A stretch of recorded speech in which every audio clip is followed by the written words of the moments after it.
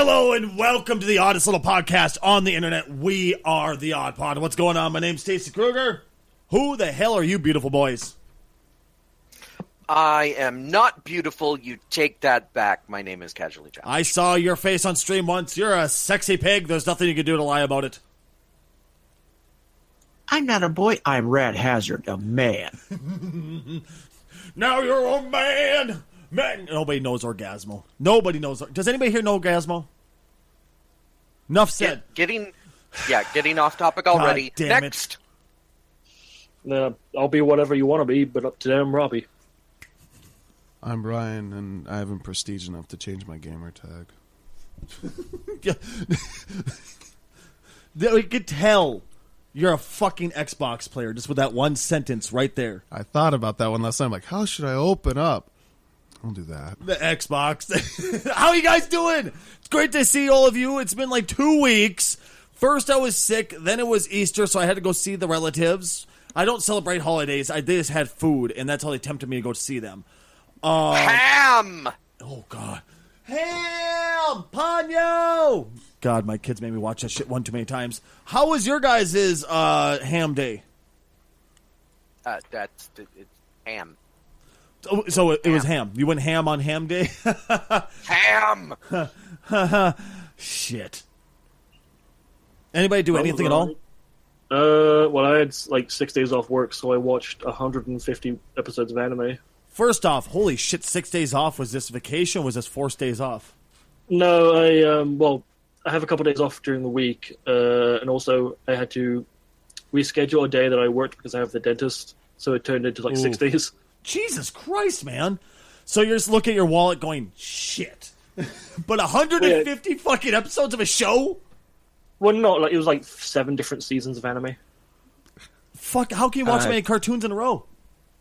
I don't know. I hadn't watched anime for a long ass time, so I'm getting back into it in a big way. Hey, anime is not cartoons. It's a cartoon. Sorry. And the can of worms is now open. Out of the park. There it goes. There's everybody getting pissed off and flaming in the comments. Next you'll be telling me that manga are comic books. Oh, they are. And graphic novels are comic books. They are. It's just a bunch of pictures on a page. It's a comic book. What the hell is with this? I'm going to yell at a cloud. Yeah, picture book. Speaking of yelling at clouds, apparently one of Casual's favorite directors is yelling at clouds again. What the hell is Spielberg doing that's pissing you off this time, buddy? It's not pissing me off. I'm just. Well, you seemed rather upset during the pre-show when we were talking about it, though.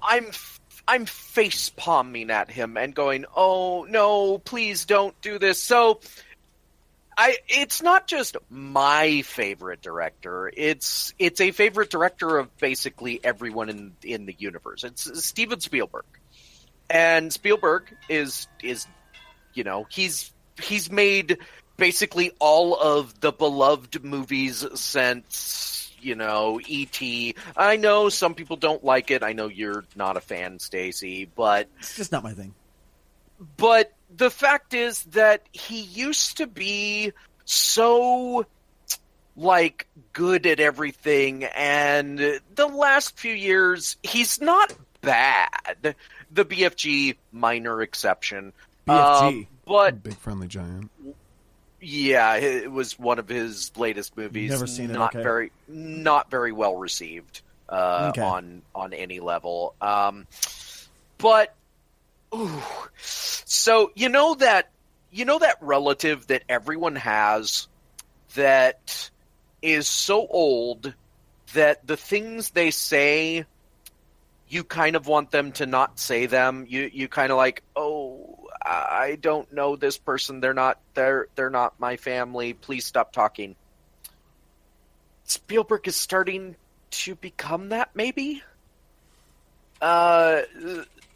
So, for those that don't know, he was basically after the Oscars this year, which I know nobody really pays attention to either. But he was saying that because a movie on Netflix was nominated for a bunch of Oscars, and I think a couple of them actually won this year. And I believe the year before, Amazon had a movie that won an Oscar. He was basically interviewed, and he said something to the effect of movies on streaming services should not be eligible for Oscars because they do the minimum requirements to become eligible. Well, here's my question. Why are people who worked in the big silver screen for years upon years pissed off at Netflix and Amazon? It's not like they can't get a chunk of the pie. It's not like they can't just approach Amazon, hey, I want to make a movie for you. Let's make money together. It's not like Amazon's going to go, no. We don't want that kind of We're like, yes, we want that kind of money. Why can't they open their fucking eyes? They'll just be like, I actually have a movie quote that perfectly describes this. See if you can name the movie. Also, as a little side thing. Yes, 15 pieces of flair is the minimum, but if you want to do more, Office Space. encourage that. Exactly. That's what Steven Spielberg is being. It's like, yeah, there's the minimum, but we highly encourage you to do more. Well, I get sort of what he's saying, but the problem is this is one of those places where he's starting to sound out of touch because streaming services are not the only movies that are making movies, are not the only source of movies that do the minimum to become Oscar worthy, like to become eligible to be in the Oscars.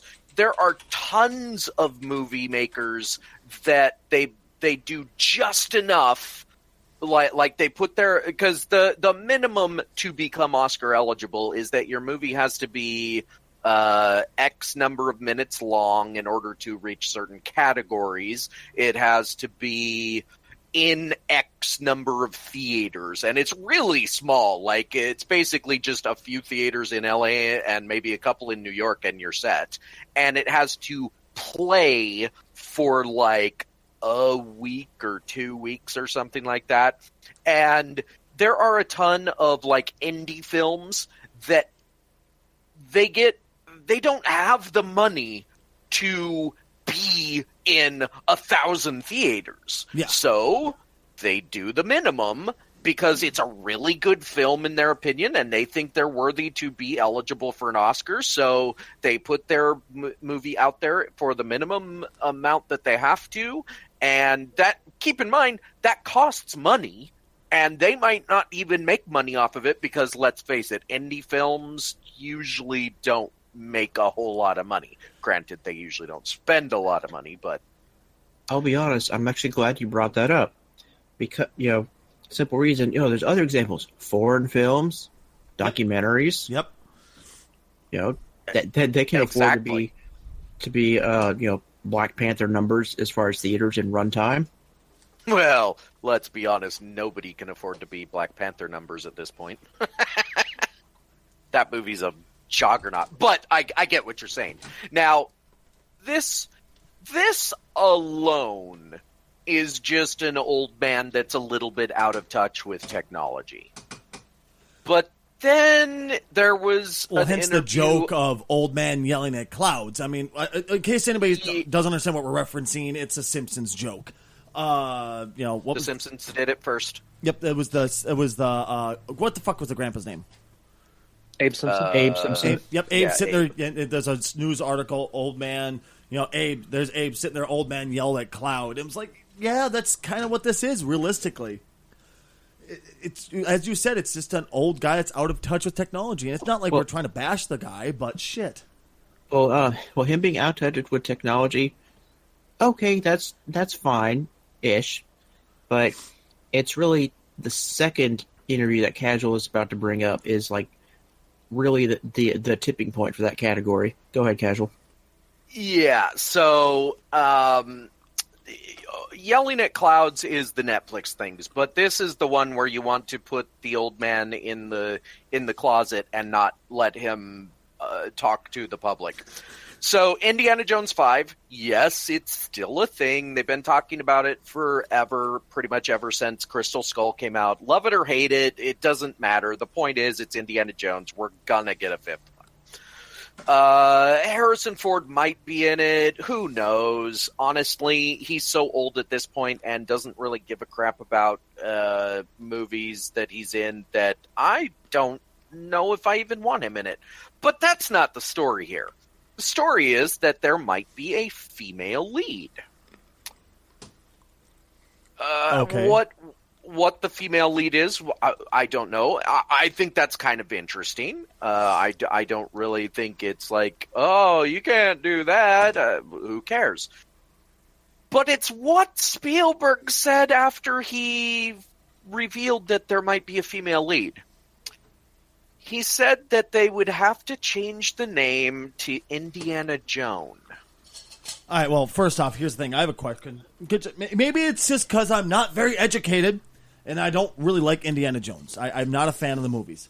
But wasn't that his fucking last name? Yes. So why the fuck would that affect anything? Actually, his first name was Henry, so you can call her Henrietta Jones. Henrietta? But seriously, Oh, yeah, it was Henry because he was a junior. They were both Henry. Don't call me Junior. Hi, Junior. It's just idiotic. The whole thought of I don't get it. It is idiotic, and it gets worse. Continuing into the interview, and I am not quoting here because I don't have the interview in front of me, but basically the gist was he started talking about how in his movies he's always had women in places of high up positions, and he has friends that are women, and that he wants to have more women. And all I could think as I heard about this interview was, oh, Stephen, no, you are that guy that is saying, I have a black friend. That's exactly it. No, stop. And this is the point at which he's starting to become that old man, and he is old. He's like around 80, I think. Steven Spielberg, I believe, is 72. Okay. So he's in his 70s. So he is old, but I always looked at Steven Spielberg, aside from some of the choices that he's made with happy endings for movies, which, if you don't know, he kind of started making all his movies have happy endings once he had kids. And, having kids changes you. That's fine. But at this point, he's now becoming that guy that you want him to not talk in public because he doesn't even realize what he's saying is out of touch anymore. So I guess he's becoming the new James Cameron? Oh, I hope not. Oof. Now, forgive me for my ignorance. James Cameron's done what? Avatar. Oh, the Titanic. Avatar guy. Titanic, Terminator 2. Okay, Titanic. I know exactly. Okay, yeah, I know exactly what you're talking about. He's an interesting fellow. Very interesting. Like, I'm a fan of him because of what he's done underseas, not necessarily movies. Which, don't get me wrong, Titanic was an amazing movie. But I'm more of a fan of Under the Sea. No, but seriously, I love what he's done as far as it goes for undersea exploration. But what has he done that's been so fucking terrible when you're saying, God, I hope he doesn't become the new James Cameron? He was saying all kinds of stupid things about Wonder Woman and how... Oh, the Wonder Woman! Yes! Oh, now I remember. Yeah. That was funny as hell, actually. I'm sorry. I'm sorry, it was funny as hell what he was saying, man. But yeah, so basically, I'm hoping this is just a one-off thing that that like, oh well, he was just, he didn't realize what he's saying, and I'm really hoping that he has press people that are like, ooh, that did not go well, and like go and talk to him and be like, okay, let's reevaluate what you say in the future, Stephen. Okay, well, here's the thing. For the people who say, I guess in a way, the whole Indiana Jones. First off, that's fucking idiotic. Second, there's going to be people out there who go, well, why do we have to have Indiana Jones? Why don't we create something new? And I'm with them 1,000,000%. Why dovetail off an already established story and just continue it? Why not make a brand new story? That's always been my way of looking at it. I always like hearing new stories, not necessarily the old one, which I realize is a bit, hypocrisy filled with me because I love listening to Batman stories over and over again, but I like hearing them rewritten. I love hearing new versions of Batman, as long as it's not what they did to Joker and Suicide Squad. But all jokes aside, I do like hearing the stories rewritten and recreated. I guess when the way they made it sound, they're not going to be recreating the story; they're just going to be continuing the story. Why not just create something new? I just stumbled across. I think I just stumbled across a solution for this entire issue. Huh? Don't call it Indiana Jones. Call it Uncharted. Well, the other argument is, well, don't we already have Indiana Jones? Isn't her name Lara Croft? Lara Croft. Now, keeping in mind, though, that the latest Tomb Raider didn't do that much better than the first Tomb Raider movie, because Tomb Raider sucks. Dude, it's been so long I actually forgot they existed. It's not hard to forget they existed because they were awful movies. The only reason they sold is because of Angelina Jolie's ass and tits, let's face it. And because of millions of 13-year-old boys. That's what I mean, Angelina Jolie's tits and ass. I'm pretty sure I was 13 around that. Enough said, Robbie.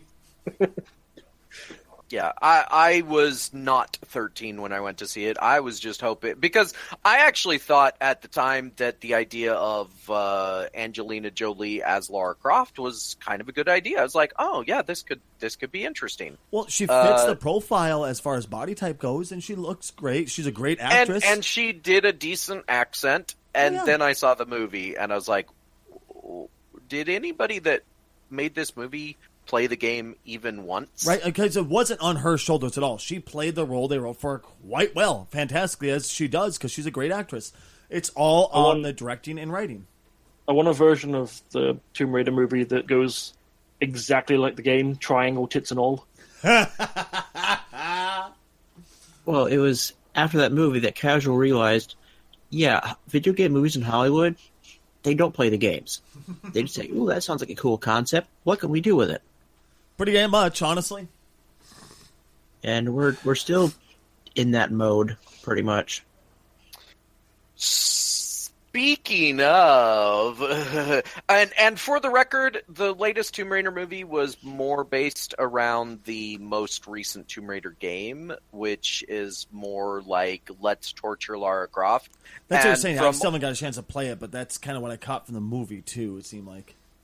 From everything I heard, because I did not go see the latest Tomb Raider, because fool me once, shame on me, but it's not a bad movie, but it's nothing special. It's another one of those, well, it's fine, but there's a movie coming out that... Are we going to talk about this one, man? We have to. I mean, you have opinions on The Rock. I have opinions on the movie in general. Mr. Grunt-a-lot, you mean? So... I don't know that I would say that, but that's a whole other thing. Rampage. Now, one of my favorite video games growing up being just slaughtered on the fucking silver screen. All right, let's do this. It's okay. As a game, Rampage is not like some deep narrative structure thing. This isn't even as deep as Mario. This is 3 big monsters crushing buildings. That's it. That's literally all there is to it. Three, a giant monkey, a giant wolf, and a giant lizard of some sort. You smash buildings and you gain points, and hopefully you survive. Just in, Okay, I'm sorry. I got ahead of myself. Go ahead, Casual. I apologize, buddy.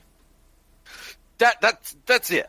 And if you don't survive, you shrink down into a little bitty, very pixelized human who covers their nether regions and side saddles off screen, which was hilarious the first time. I would say people enjoyed losing quarters to that game, if only because they got to see that little silly animation. Right, dude? You didn't mind that you just lost another stupid quarter because it was like, ah, ha, ha, ha, ha. And one of them, I can't remember which one, was a female, Lizzie. And she would cover her tits as well, and it was like, ah, ha, ha, ha. I did something naughty. I saw pixelated boob. Yeah, pretty much. They're turning that into a movie. Well, not turning, it is turned into. Well, yeah, it's coming out soon, like in a week, I think, or less. I think it comes out on 4/20, and I am not being. I'm not joking. It is. No, I know. Gee, I wonder what audience they're going after for this movie. Okay. So you said that Lizzie was a giant lizard, giant iguana of some kind. Yeah. Technically, they already in that line of reasoning, they already had a Rampage movie. It's called Godzilla, right? In '98. Well, okay, it all depends also on which origin of Godzilla. No, the '98 Godzilla was not. No, if you're going to go with that, '98 Godzilla was a giant iguana. Yep. 98 Godzilla is officially not Godzilla. It was mistaken to be Godzilla by the U.S. government. Yeah, they actually made a movie that covers that it was not Godzilla. Bullshit, really? In Godzilla lore. Yeah. Yeah, I think it was like it came out a couple years after. What's that? Like I think it was Godzilla Final Wars. Like the real Godzilla shows up in America and kicks the shit out of him. Oh, Final Wars! Yeah, I know they kicked the shit out of Zilla. That's just because I thought they were just trying to tell Americans to go fuck themselves. No, it was to officially cement in the lore that the '98 Godzilla was not Godzilla, really, in any way. Oh, cool. Yeah. So, but we're getting off topic, which we always do. No, us never. Anyway, so okay, I don't want movies to fail, generally speaking, unless they're made by UA Bowl or another Transformers movie. Oh, Transformers movies. Okay. But sometimes I kind of do. So a few years ago, there was a movie that came out. It was an Angry Birds movie. I did not know this existed until before the show, folks. I had no idea. Now, Angry Birds as a movie, if that movie had succeeded as a movie that is based on a video game, technically it is, it doesn't matter that it's a mobile game or whatever. It is still a video game. Yeah. If that movie had succeeded, it would have been the first video game movie to succeed. And that would have been a travesty because then Hollywood, as I've mentioned many times, always learns the wrong lessons. They would have said, oh, this is the kind of movie people want from a video game. And we would have gotten like a million shitty mobile-related video game franchises. I have a side note about true travesties. For a while, the highest-grossing movie released in August was Guardians of the Galaxy. It was recently replaced, then another movie came out that supplanted it. Suicide Squad. Yeah, unfortunately. So I think there's a different movie now, but for a while, Suicide Squad was better, in quotes, than Guardians of the Galaxy. So this is the problem I'm having with Rampage. Now, there's a couple problems. One is the latest trailer actually kind of looks like a fun action romp. And that's kind of my problem, is because if all it is a fun action romp, and it makes enough money by being a fun action romp, then it becomes the first successful video game movie, and we start getting more video game movies based on properties that have no plot. God, I hope not. Okay, first off, any movie with The Rock that doesn't involve fast cars is going to fail. First off, just no questions about it. Either that, that's not even remotely true. Oh, it's fucking true, and you know it. No, it's not. Most of his movies are very successful. Oh, successful as an enema. I'm sorry, dude. It made me shit my pants. Well, I guess it's successful then. You may The not Rock like has them, no but talent. you're in the minority. If it's not about wiggling his eyebrow or fast cars, the man has no talent. What about I'm when sorry. he played as Hercules? And in other Didn't he news, get good at Batman's that? still a rich kid. Hercules? Hercules? What are you talking about? Didn't he play in a Hercules movie as Hercules? Yeah, he did. Yes, he did. Enough said. Nobody remembers this shit. I'm sorry. The guy has so little talent. He relies on eyebrows and body image. He's fucking Sylvester Stallone. Okay, He's now- Arnold. I disagree with you in some ways, but I will say this much. That is what sells his movies, and just because you don't like him, he has very high charisma. If he were a D&D character, he would have a 20 charisma, which, if you don't play D&D, that's pretty much the highest you can have. And that is what sells the movies. Now, whether or not he has talent, that's beside the point. He has charisma, he sells movies. That being said, that's not my problem with this movie, is not him. It's that, what if this is the most successful video game? What if this movie makes $500 million? Well, that's not much, though, is it? In the grand scheme of things, as far as Hollywood goes? Well, it's enough to be a success. Okay. And I don't want it to be a success. I know I said I want every movie to be successful, but sometimes there are exceptions, and it comes down to I don't want Hollywood to look at Rampage and go, oh, that's why we weren't successful with these other video game movies. We weren't doing what Rampage did. Our only real hope is that if it is successful, rather than start a weird fucking video game trend, it's going to start a giant monster trend. Well, I would not say no to that. Being the Godzilla freak I am, I would love that.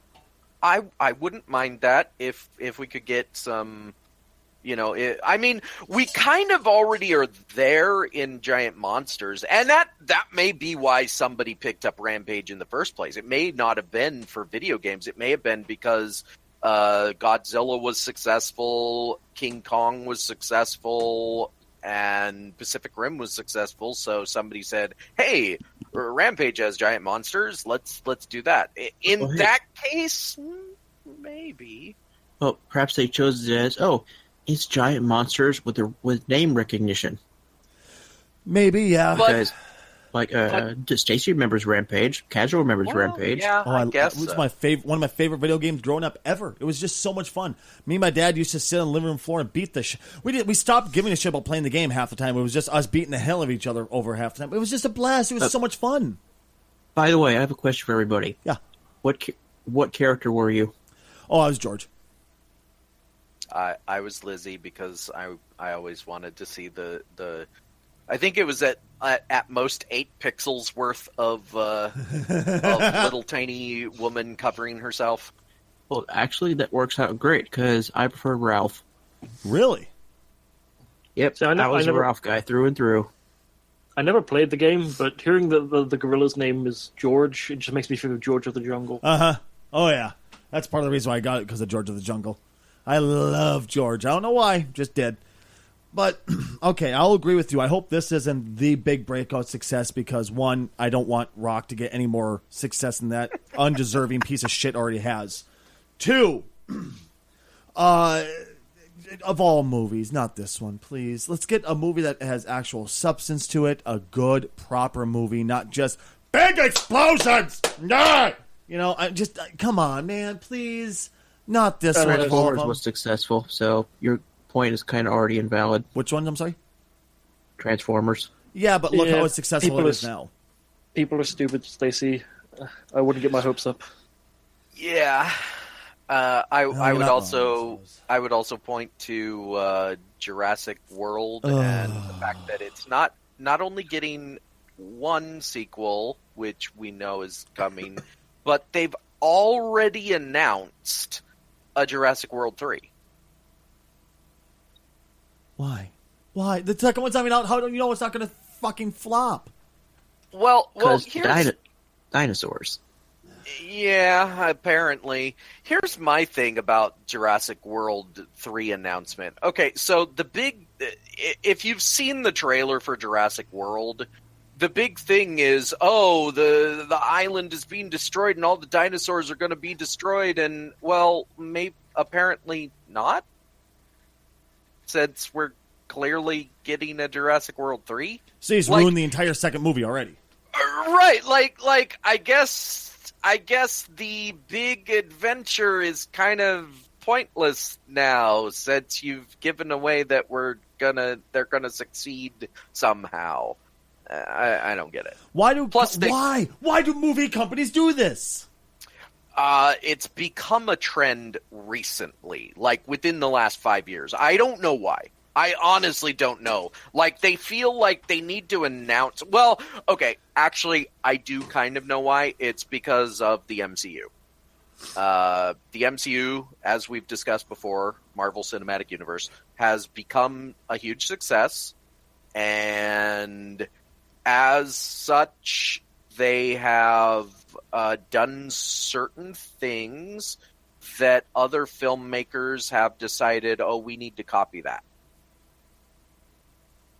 And case in point, Justice League.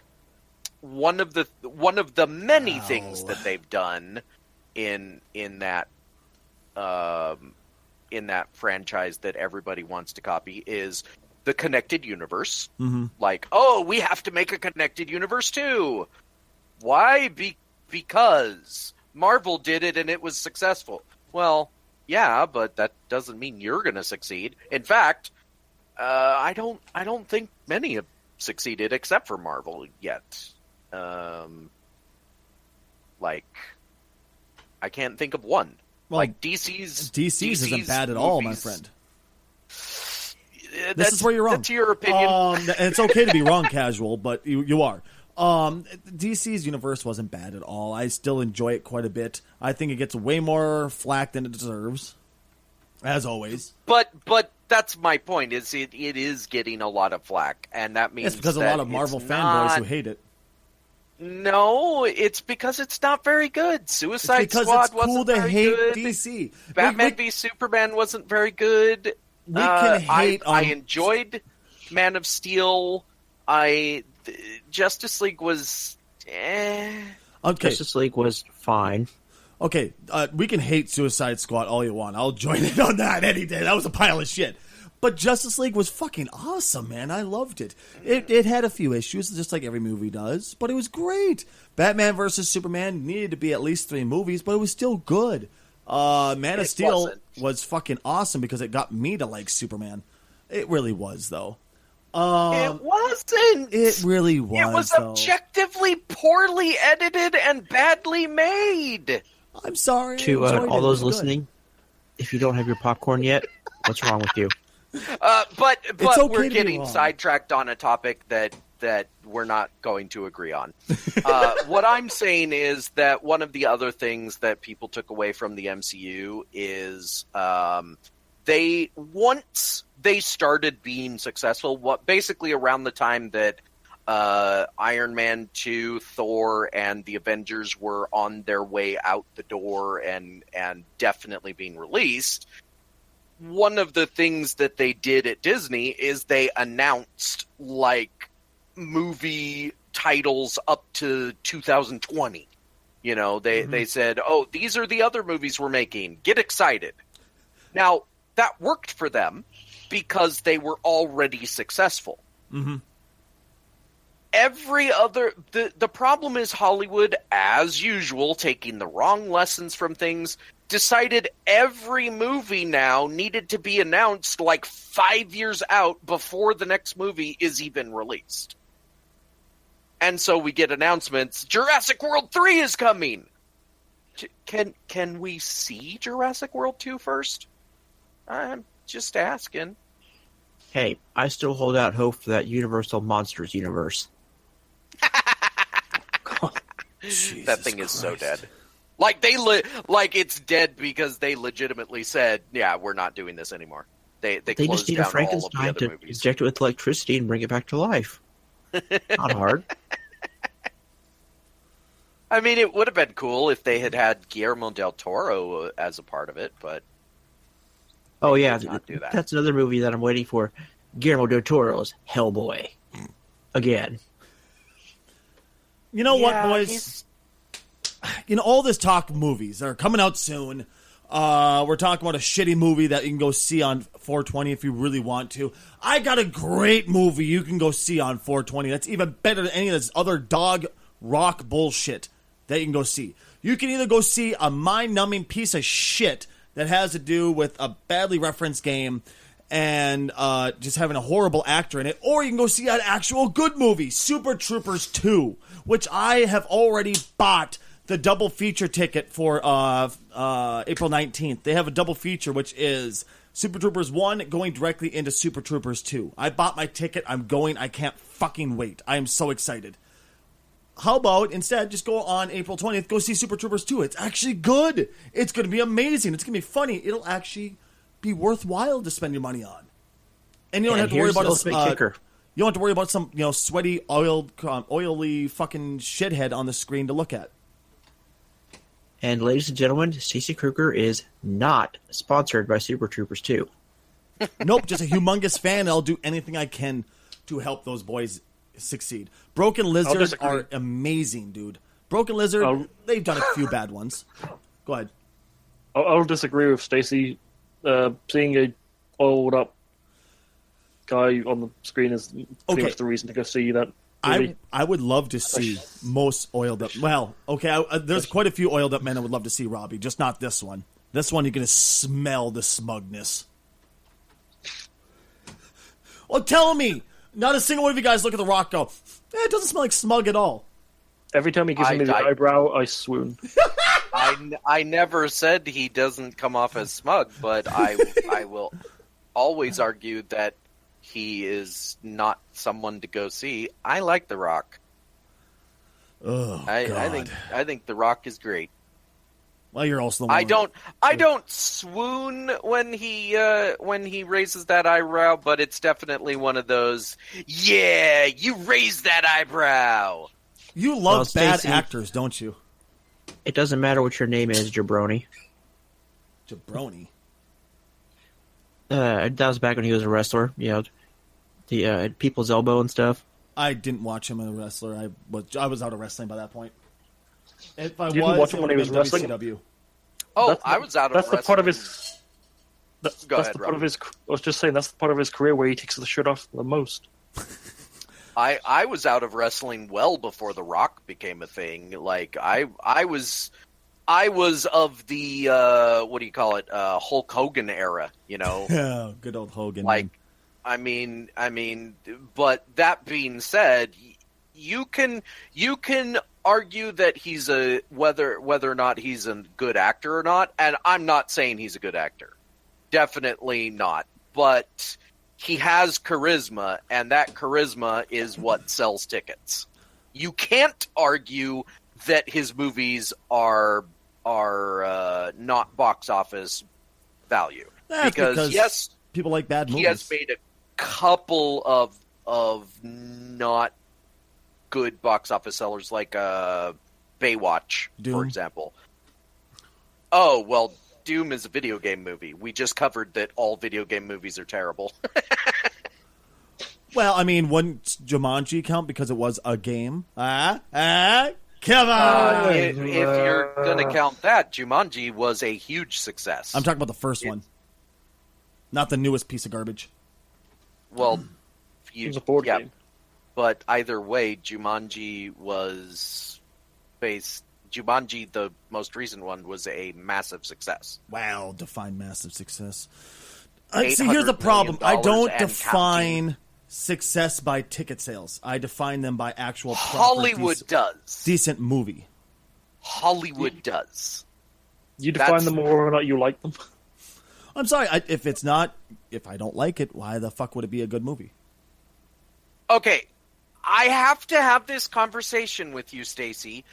A good movie. There are objective good and objective bad things in media, in art. And some movies, whether you like them or not, are good. For example, and I will give you an example of a movie that everyone, including myself, can agree on is objectively good. The Godfather. Ugh. That movie was made well. Now, me personally, I don't like The Godfather. I think there have been plenty of movies that have been done better. And at this point, there's people listening going, "You don't like The Godfather!" But what I'm saying is, what makes a movie objectively good is elements of writing, elements of editing, elements of acting. And just because you like a movie doesn't mean that it is a good movie. For example, I like the Fast and Furious franchise, but even I know those are not good movies. Justice League, I will argue with you, is not a good movie because it just didn't have the elements that make a good movie. Now, you can like it all you want, but there are movies that just aren't good. I can't help but disagree over and over and over again, man. I would By say that definition, if you like a movie, it's a good movie. If you dislike it, it's a bad movie. Of course, No, there's always going to what be I- a few bad movies that are good that you liked, but by definition, if you like it, it's got to be a good movie. What I No, would it say is- doesn't. What I would say is there's a difference between a good movie and a successful movie. Like a good movie is one. Well, no, I would. A good yeah. movie is like a matter of opinion. A successful movie is a matter of like statistics, like how many people went to see it, how much money it made. Like a successful movie is decided by the box office and by the studio. A good movie is decided by the fans. Well, no. Again, that there's three differences. There's three definitions there. There's a successful movie, there's a good movie, and there's a movie that everyone likes. Most people like the Fast and Furious franchise. That's kind of on record based on critical response and various sites that do those demographics. Critically, and it's not just it's hard for me to, because I'm not an art major, but art as a whole, it's kind of like, why is the Mona Lisa a good painting? It has to do with certain aesthetic elements of art in general, which can include movies, books, comics, etc. There are certain things that are objectively good or bad in the way a particular media is done. And sometimes a particular media does it well, and sometimes it doesn't. Like, for instance, The Room, that Tommy Wiseau movie that has been made fun of forever. That is one of the worst movies put to film. It's terribly edited, terribly acted. It is an awful thing. You know, some of the scenes are just it's a bad movie. But people like it because it's so bad. And that's what I'm trying to get you to understand, Stacey, is that liking something, enjoying something, and whether or not it is objectively good or bad is two different things. Now, I'm sorry, I will, dude. Right there, by definition, all you're doing is saying if I don't agree and if I think it's not good, makes it not good. Like, legit, that's all that entire explanation says, man. I'm saying by definition, what explains a good movie is your enjoyment of it. Nothing more, nothing less. Really. no, by definition, it means you like it. You saying that and describing it that way would describe Clerks as an awful movie, terrible movie. Think about it. It's edited Clerks terribly. It really is edited terribly. The acting is not exactly amazing by any means, but it's a fucking amazing movie. Clerks is an average movie. Like, by that definition, yes, Clerks is kind of an average movie. It was his first movie, so of course it's not going to be great. But yes, Clerks wouldn't reach the level of, quote, greatness, that some other movies reached. But I agree. I love Clerks, but it's not a great movie. I completely disagree. I think it's fucking amazing. It was priceless, man. It was awesome. There's just something magical about it, you know what I mean? But either way, we've gotten on a tangent. And this is where I say people are allowed to like bad movies. I love Starship Troopers. I love League of Extraordinary Gentlemen. Those are terrible movies, but I love them. I wouldn't say I Starship agree. Troopers was terrible. Oh. It was not terrible. Stacey. It was It's not. very 90s in its presentation. Yeah, but it's fucking awesome. Exactly. It's like, yes, it is an awesome movie, awesomely fun but movie it's to watch. not a good movie. But no, god damn. It's as if you guys threw blinders on and refused to see anything else. I'm sorry. I understand what you're trying to say, but I just think it's objectively wrong. That's all, man. I still disagree. I think a good movie is defined by personal opinion, and a successful movie is defined by statistics. I'm 1,000,000% with Robbie. I know that there are movies that the majority think are good or bad, but I still think that's a matter of opinion. Yeah. Speaking of opinions, what's everyone's thoughts on Sea of Thieves? Just one more thing. I will say that, like, what Casual was saying about, like, the Mona Lisa, why is that objectively good or why is that objectively bad? I will say that because I have a bachelor's, I'm just going to say I have a bachelor's degree in illustration. Well, I didn't know you went to, I knew you went to college, but I didn't think you actually got a bachelor's in it. That's cool. Yeah, but I know that whole thing about this painting is objectively good. I know that's complete and utter bullshit. Yeah? Yeah. Well, like, I haven't gone to school a day in my life for anything beyond high school because I just didn't think it was worth my time. But I will say that I look at the Mona Lisa, I'm like, that's a painting. It looks cool. It was well done, I guess. I really have no opinion of it beyond that, you know what I mean? Yeah. Like, I mean, like the value of paintings and things like that, it's based on a bunch of art collectors who want to sell paintings to each other, basically. Are you serious? More or less. Jesus Christ. No shit. So actually, that's a great question from somebody like you who went to college. What do they teach you? What like, cause I'm sure they taught you what made the Mona Lisa objectively amazing or whatever. What was their explanation for it? Well, I did illustration, so I wasn't okay. a fine art major. I was more into art history. Okay. Do you think? God, I wish you would have. Damn, I really wish you would have gone for more of the fine art too, just because. Because I would have to ask: is it maybe the fact that it was just his legacy and how much shit he's done in the past that made it quote unquote objectively amazing? There's that. There's the whole like an artist is never appreciated during their time kind of thing. Yeah, that's usually true. There are exceptions, but most artists are. No matter what kind of art they do, they're often not appreciated as much until later, and then people are like, "Oh, actually, that was pretty good." Kind of like, oh God, why am I forgetting his name? Schizophrenic. Let's put it this way: if you want to be rich doing art, die and wait 50 years. They did a Doctor Who episode on him. Robbie, help. Vincent Van Gogh. Van Gogh, thank you. I'm so pissed at myself for forgetting his name, but exactly, in his time, he was considered a piece of shit. You know, he was like, oh, it's just garbage.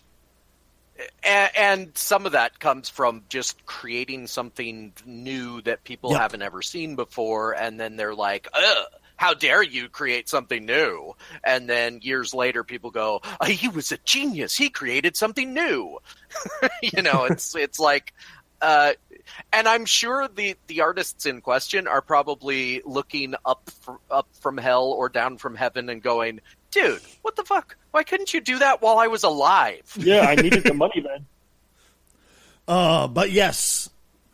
Lovecraft, another good example. He was not appreciated, and yet now he is considered the father of modern horror. I know so little about Lovecraft, I wouldn't be able to talk about him, but he was really disliked that much, huh?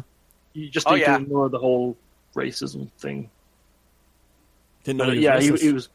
Well, he was a product of his time. Some of his stories are obviously allegories for racism. Okay.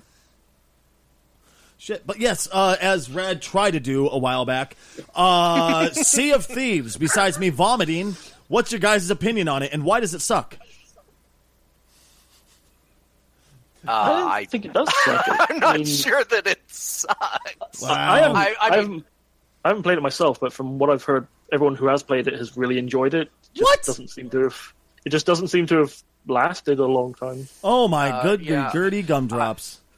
I was going to say, I'm not sure that it, quote, sucks, but what I will say is that from a content perspective, it's exactly what it's kind of like, I'm going to bring it up and the internet will explode again. It's kind of like No Man's Sky. When that came out, the content that it had was exactly what the creator wanted it to have. Not what he said it would have, but what he wanted it to have, which was a Zen galaxy exploration, experience. It was extremely shallow on content. And what Sea of Thieves has is pirates, ships, looting, and skeletons trying to kill you. And the end. I mean, it doesn't have much, but it has everything that it said it would have. I would say it's a very typical Microsoft game, which is shit. But all jokes aside and all sarcasm aside, it really seems like Trapping Pig Simulator 2018. I mean, honestly, dude. Well, it's just, I know Ryan's over here getting a little hot around the neck, like going like, listen here, you motherfucker, that's an awesome game. But I've watched people play it, and I'm going, ugh. I've heard. Speak up, Ryan. We have no problem. Well, I've heard so many reviews of it going, if you're playing by yourself, or if you go to play for it through peer role play, or if you're playing it with a buddy, it's a blast. But if you're playing by yourself and not trying to role play, it's one of the worst games to come out this year. Well, it's a game that you play with other people. Yeah, it's a multiplayer game. It is not a single player game. Like the whole point of it is like there's no single player campaign, there's no single player mode, there's no bots and. Well, I know. I'm talking about. Say you want to take a ship out on your own, you're fucked. Well, you could do it. It would just be extremely hard. I mean, yes, people have done it. There's been articles, from various magazines where people have tried to go out on their own, and every one of them have said basically the same thing you said, Stacy, that it sucks because it's not meant for single player. But I would say the biggest problem that I've been hearing is that if you are going out even in multiplayer, it just doesn't have enough there to keep interest for most people. Like you go around with your friends on a ship for a while and you do the things and then you've done them. Yeah, I watched a few Let's Plays of it. They were really having fun during it, but I noticed like every Let's Play I saw was basically the same thing over and over again. And like I've seen plenty of Twitch streamers that they had a bunch of fun with it, and they played it in the betas, and they played it after the betas were done, and they were like, wow, that was really fun. And then they just said, well, let's see what else is on TV. I mean, the biggest problem I've heard so far, like the biggest, big problem that people have is this. That, was it like over half the content, if not more, has not been released yet. So they pulled the stereotypical AAA of going, don't worry, we'll just stick it out there, and eventually we'll give you the rest of the game. But we'll most likely make you pay for it. It seems like people don't have a problem with this. As if people are going, yeah, I like this business model. Charge me money. Give me a broken game. I love this. But I've heard with Sea of Thieves that they weren't going to charge people for stuff. It was just it's Microsoft, Ryan. I know. You're going to say that, but I've heard that they just won't charge it. It's just going to be take it. You know what? I'll eat fucking crow the day Microsoft gives anything away for free. I was going to say, I spent over $200 on Forza Horizon 3. Yeah, I kind of agree with Stacy. I'd bet you money that they will never release a game where they don't charge DLC and microtransactions. Well, I will say one thing.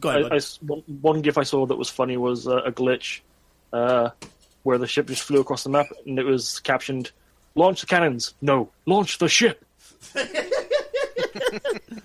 only thing on that whole game that I thought was really cool is the fact you can launch yourself out of cannons, and that's about the only thing that was cool. Yeah. Otherwise, I was just like, eh.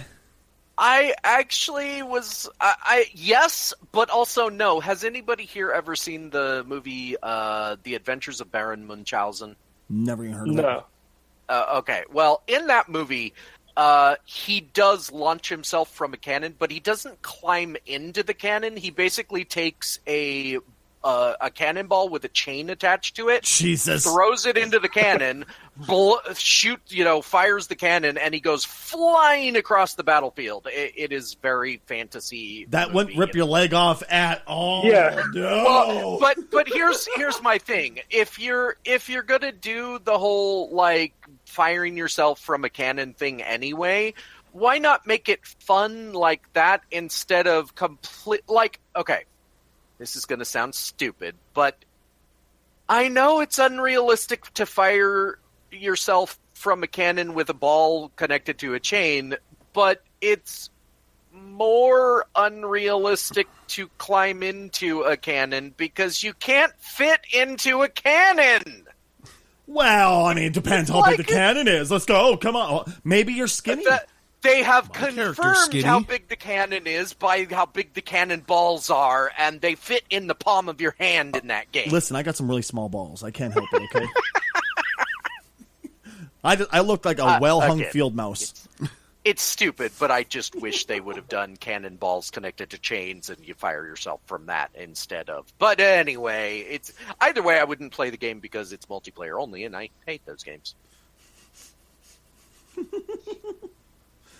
Oh, God damn it. I will just say one thing.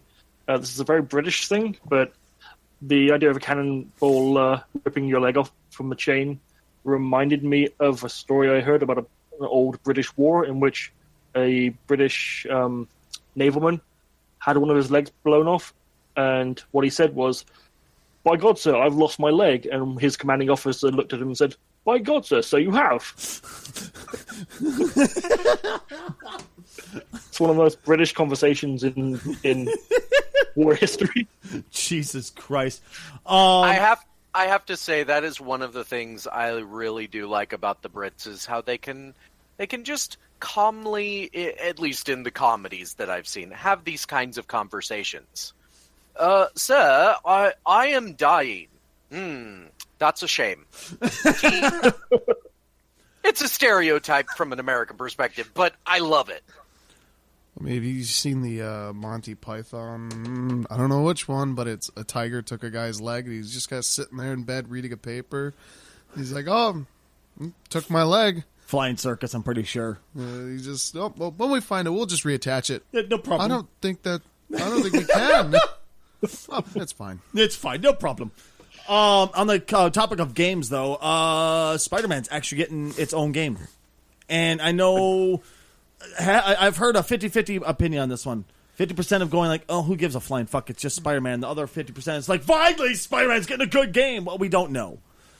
For all we know, Spider-Man had a good game, sir. What was that? The Sinister Six? No, it was Spider-Man versus Carnage. Spider-Man 2. No, it was Carnage. Spider-Man versus Carnage on the SNES. That was amazing. Spider-Man 2, PlayStation 2. By the way. Yeah, we know. Spider-Man 2. The reason now allow me to explain why it was the greatest Spider-Man game of its time, and in my opinion still is, though I will admit I have not played many of the more recent ones because I don't have the consoles they're on anymore, and for some reason they don't put those things out on PC. Spider-Man 2 was the greatest because Spider-Man 1 was actually the greatest before it, but the problem with Spider-Man 1 was that you couldn't fall when you were in the web swinging mode, because if you fell, you just kind of sort of fell into an abyss and then died. It was very strange. So there were two modes to Spider-Man 1. Spider-Man 1, this was for PS2. And it was based very, very loosely on the movies that came out at the time with Tobey Maguire. Spider-Man 1 had the one mode was Peter Parker kind of stealth mode. You walked around like facilities and you had to take pictures and stuff, and you could crawl around on the ceilings and stuff, and it was kind of neat. I actually liked it because it was like a stealth mode in a Spider-Man game, which, let's face it, Spider-Man does do a lot of stealth in his stuff. Oh, we lost someone. But then it was the web swinging sections. Mm-hmm. That was the other section. And basically you had the entire city of Manhattan, like the island of Manhattan, to swing around. But you couldn't go below, I want to say it's like 100 feet off the ground, because they couldn't figure out at the time how to allow you to do that. So if you went below 100 feet, then you just saw this like cutscene of Spider-Man for some reason not being able to use his webs and going, ah, and then it went back, and you didn't die, but you lost a little bit of health, and then you were back web swinging again. Just don't go too low. So what Spider-Man 2 brought to the table was all of Manhattan Island again, which Manhattan Island's pretty big. And this time you could go from the ground all the way up to the top of the Empire State Building if you wanted. You could explore New York as Spider-Man. And it even went so far as to be realistic enough that your webs had to attach to something for you to swing on. It was amazing. It was a game that made... You know how the Arkham games are really the first games that really made you feel like Batman? Oh, yeah. That's what Spider-Man 2 did for Spider-Man fans. It made you feel like Peter Parker Spider-Man. Since then, they have tried to recapture that in many Spider-Man games, but they never quite got the same feel. So every time they announce a new Spider-Man game and everybody flips out saying this is going to be the greatest Spider-Man game ever, all I can look at is the track record that once those games do release, people go, it was okay. Well, maybe it's just because I remember playing Spider-Man versus Carnage on the SNES, which, by the way, everybody seems to hate Carnage because they're sissies. But, it's supposed to be funny. God, even you were choking. Jesus Christ, Stacy. I don't know.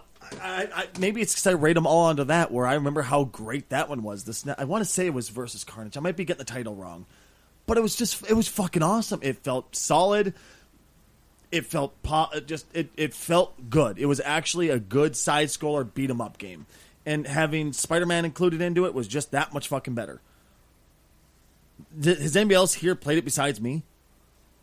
I never cared for any of the side scroller Really? style of games like that, like the Batman one, Spider-Man, Avengers.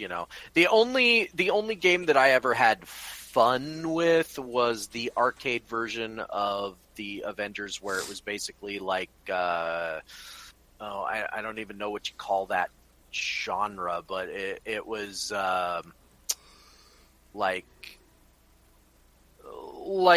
2.5D beat 'em up, right? Where you go for like Double Dragon, Double Dragon style, where you just go from area to area beating people up. And the main reason I liked the Avengers one was just because Captain America would always say "Avengers assemble" in his really terrible, cheesy as possible voice. I just love that kind of stuff.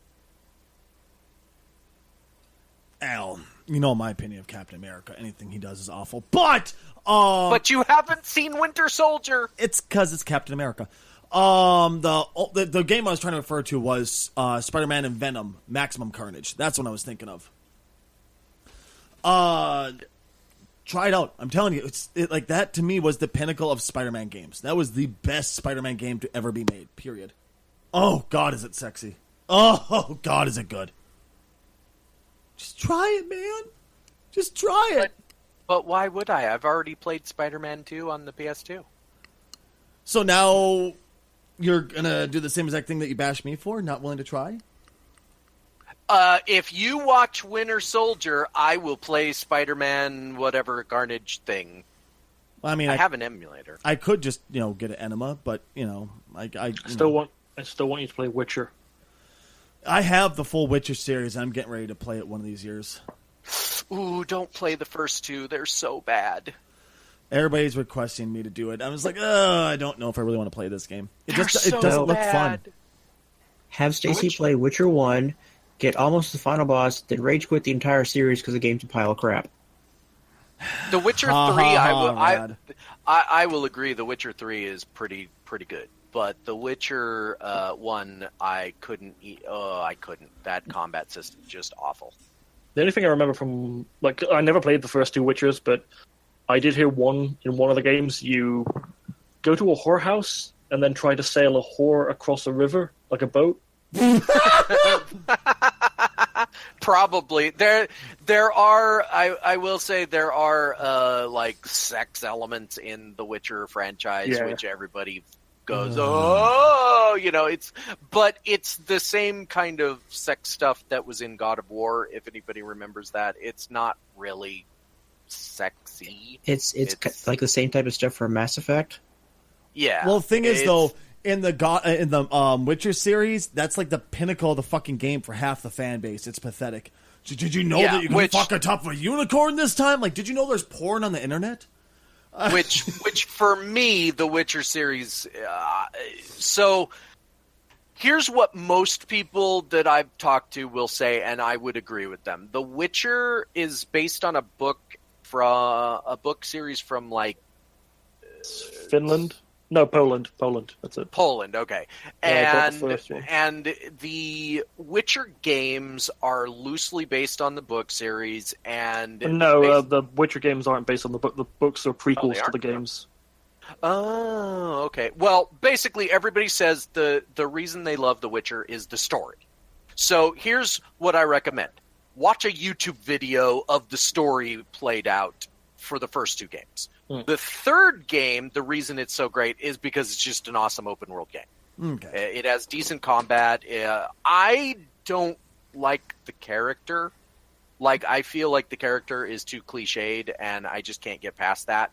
But the gameplay itself is pretty solid. I played some of The Witcher 3, and that is pretty solid. The Witcher 1 and 2, though, no.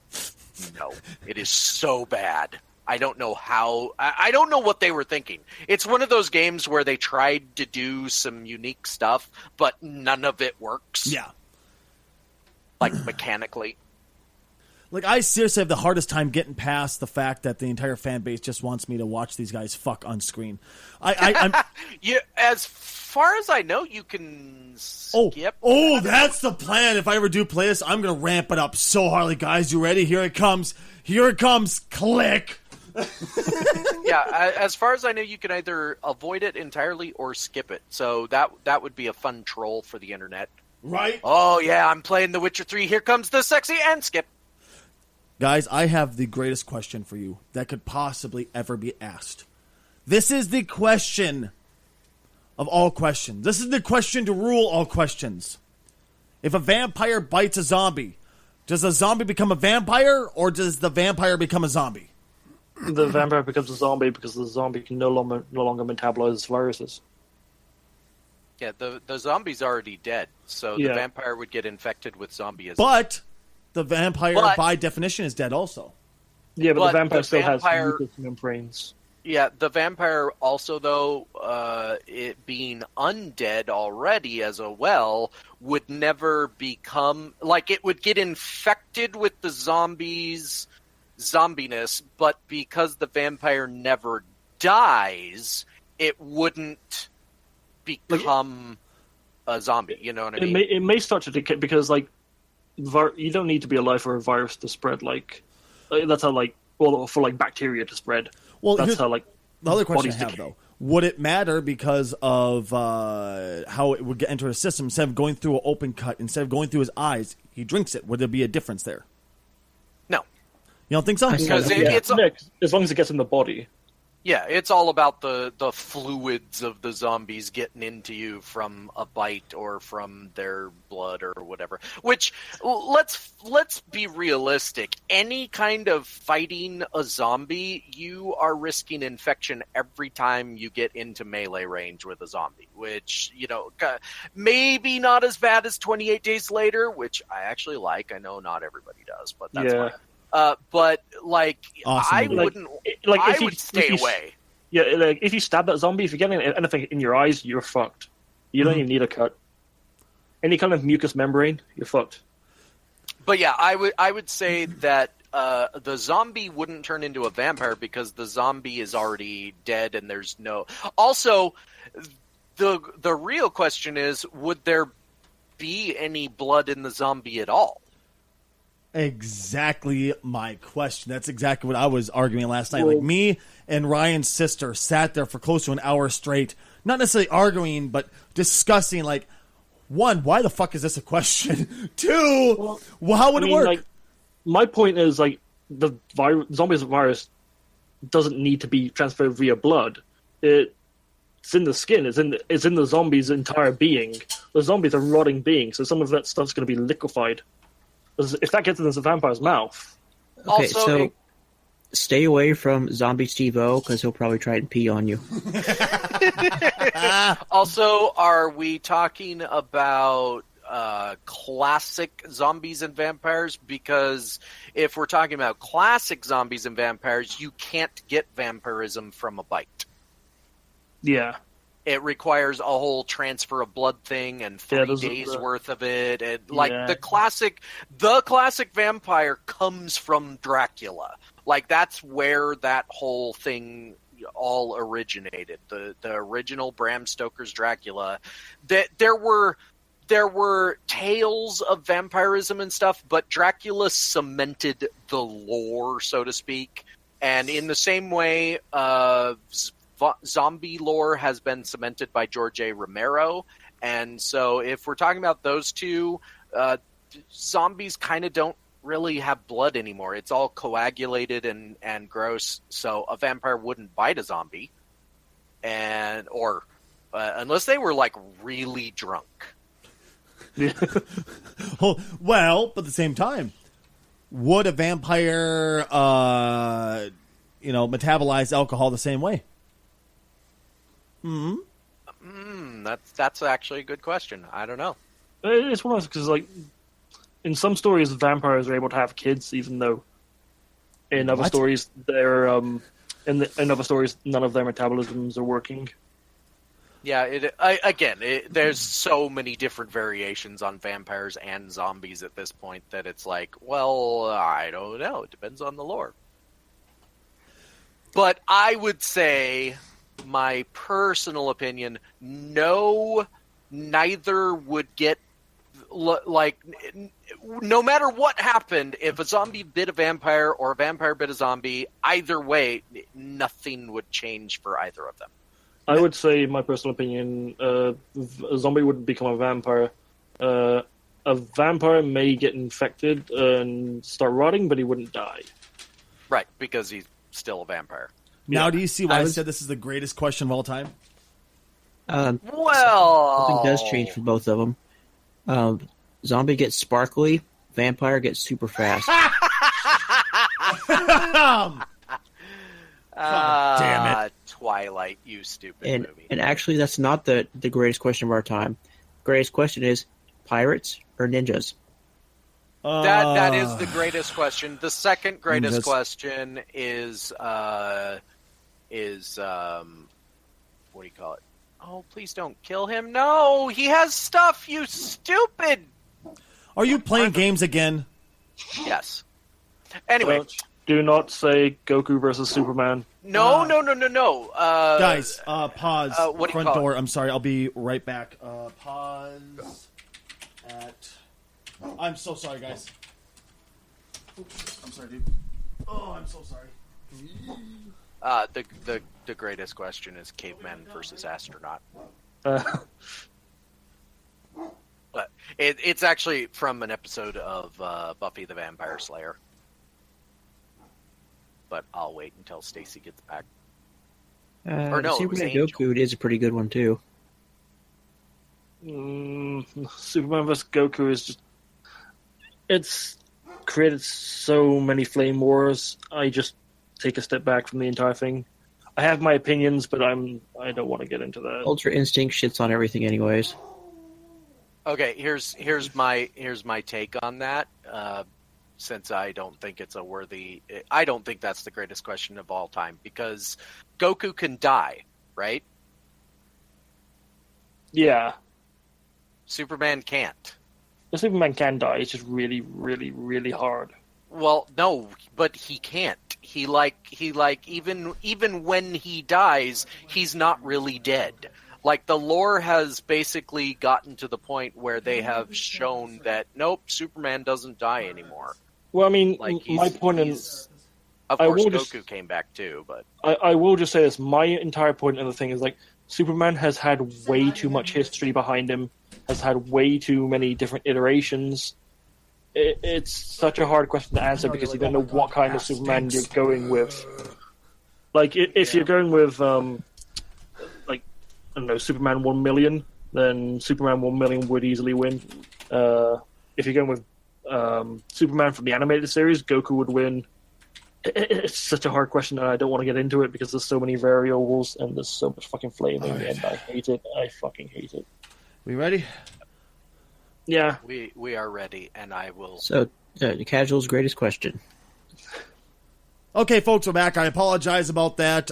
Front door, my daughter came home in the middle of the podcast, of course. I look at her. Why didn't you text me? Oh, figured so. Casual, go ahead, buddy. Okay, so the greatest question, Rad already said it. It's pirates versus ninjas, and I think we can all agree ninjas. But but the You'll listen here, Mr. Sea of Thieves. It's ninjas, and there's nothing I'm you can not do basing about it. my thing off of Sea of Thieves. Well, no. Why are pirates better than ninjas? I just like the aspect of Because pirates are made out of rubber. What? Robbie, this isn't one of your little internet things. This is real life. This is real life. I'm going by my main. What do you call it? Fucking. Robbie's pirate documentary is also known as One Piece. Yeah. My main, like, however much I've seen that question, what about pirates versus ninjas, it's always been in context of anime, and that is Naruto versus One Piece. Oh, Jesus. Yeah. Go ahead. Though, Casual, what's your greatest question of all time?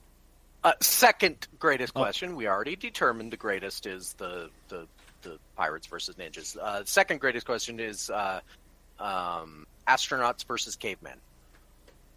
Huh? When worlds collide. Okay, so this was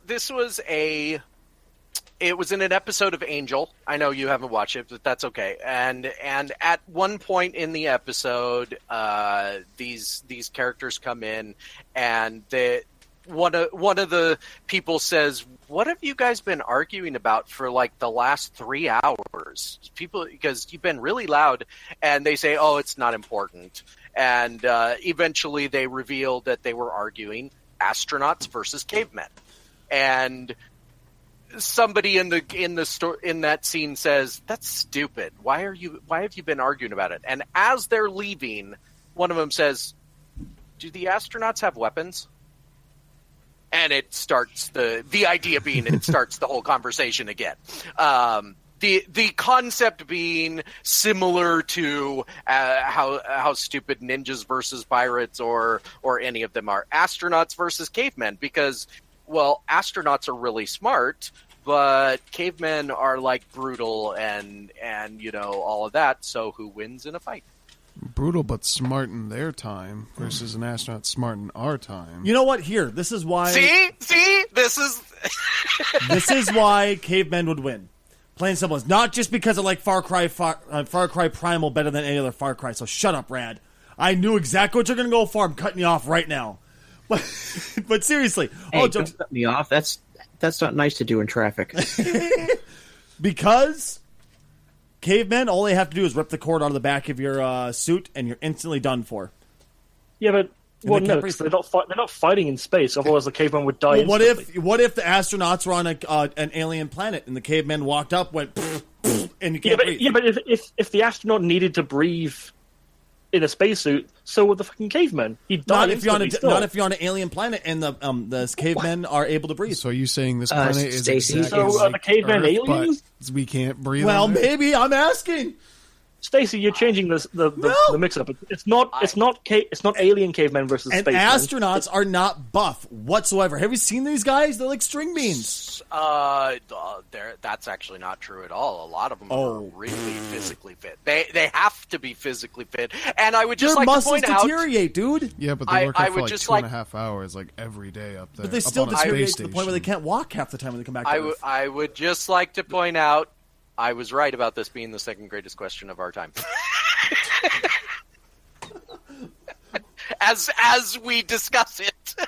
And now the next 5 episodes are going to be this topic only. I'm sorry. Seriously, though, these guys can barely walk when they come back to Earth half the time because even with all the exercise, that's actually part of the reason. But that's, again, this comes into the discussion, similar to Goku versus Superman. Are we talking about, are we setting the stage in a specific way? Because, I mean, if we're just saying a pirate versus a ninja, well, a ninja, generally speaking, doesn't have guns. Pirates do. But if we're saying the ninja gets the advantage of being a ninja, then it goes on and on. And well, on with the ninjas, though, they did have fireworks, which could work as rockets. So wouldn't that also be somewhat close? Well, I mean, the ninjas wouldn't even need that. They sneak into the shadows and. Well, I know I'm talking about because Casual's saying that they would have the upper hand because of the guns of the pirates, or they may have an upper hand. That suggests that the pirates know where the ninjas are and know where to shoot. Absolutely, but I'm still saying, wouldn't they still be able to use the rockets and the gunpowder as such as the upper hand, or at least use it to equal it out? I mean, they would, but they wouldn't need it. They'd just be able to sneak up to them. Okay, I have to bring up something about missed opportunities. Yes. Ready Player One, you could have solved this for all time, but you didn't. So you're not a great movie. What did they do and not do? Well, I haven't bothered Ready watching. So Player I'm not going One to. is basically Nerd Culture, the movie. Mm-hmm. So they could have solved all this for all time. Okay, so now that we're on another topic that isn't the silly other stuff that we've been doing, which is fun, don't get me wrong, but Ready Player One, I saw it. I don't know if anybody else saw it. I have no interest whatsoever. Okay, so The selling point is essentially pop culture, the movie, and Yeah. there are a million pop culture references in that movie. I might be over exaggerating by 100,000, but not much. Like, there are so many pop culture references in that movie. You are going to have to go frame by frame to find them all. And that right there is why I refuse to go see it, because all it's going to be is just a jerk-off fest for nostalgia. It is a little bit of that, but it's got a decent story. I will say it's a little bit cliched. It's kind of a classic story that's been told a million different times in a million different ways. Well, but that doesn't make it up. When did the book come out? It's like a while back. Early 2000s. I remember getting it in a loot crate, looking at the book, went, no, I'm not even going to read you. The book isn't... From what... Have you read the book, Robbie? I was given it in university, but I never got around to reading it. Oh, okay. I do want to read it now. From what I understand, the book and the movie are not similar enough to... Like they make some pretty... They make enough changes, but I've also heard a lot of book readers say they still like the movie. So I don't know how to. So they almost Stephen King the book, but they still managed to hold people on just enough to still say the movie was okay. It's kind of like The Shining. There are some fans of The Shining book and movie that love both, even though they're not similar at all, according to people that have read the book. I haven't, but that, and it should be noted. Ironically, there is a very large Shining moment in Ready Player One. I'm not going to give away all that happens, but basically about a quarter of the movie spends its time with The Shining. Yeah, that was a great scene. It was. And I was like, whoa, this is like a whole section of the movie. This is awesome. They did the movie well for the most part. The CGI is a little bit off-putting at first, but then you kind of get used to it. Did they use some of the footage from The Shining? Because I found it hard to... I honestly couldn't tell. Like, it was really hard to tell whether they just redid it all or did CGI for it, or but they did it well. That being said, I don't know if Ready Player One is going to be a cultural phenomenon like Roger Rabbit was. I don't know. Maybe if they stuck with like references to older things that we find more nostalgic, but I don't think. I think with more modern references like Tracer, some of the Arkham like characters, we don't know if those characters are going to stand the test of time yet. So I don't think it's that. I didn't even think about that. That's true. Yeah, the thing that Roger Rabbit has in its favor is all the characters in there were at least 50 years old at that point. Yeah. And they were all they only chose most of the popular ones that everybody could go, oh, I remember that, I remember that, I remember that. And while there was plenty of I remember that in Ready Player One, there was also a lot of modern references that some people might not have even got, like Tracer and some other things that were like... My biggest problem with Ready Player One, and this is probably a thing that I have a problem with, and it's I don't know if it's necessarily me being a hipster, and if that's the case, I should, wash my own brain with bleach. But it's going to be, oh, I know all those things, I'm so cool. No. You've seen a movie and know about 2 seconds of it. This has not, we lived and breathed in this back when you used to smash our faces against lockers for liking this stuff. Now you think it's cool because, oh, I'm so cool, I'm hip, I saw it in a movie for 30 seconds. I don't think that people are going to be like that. In fact, I think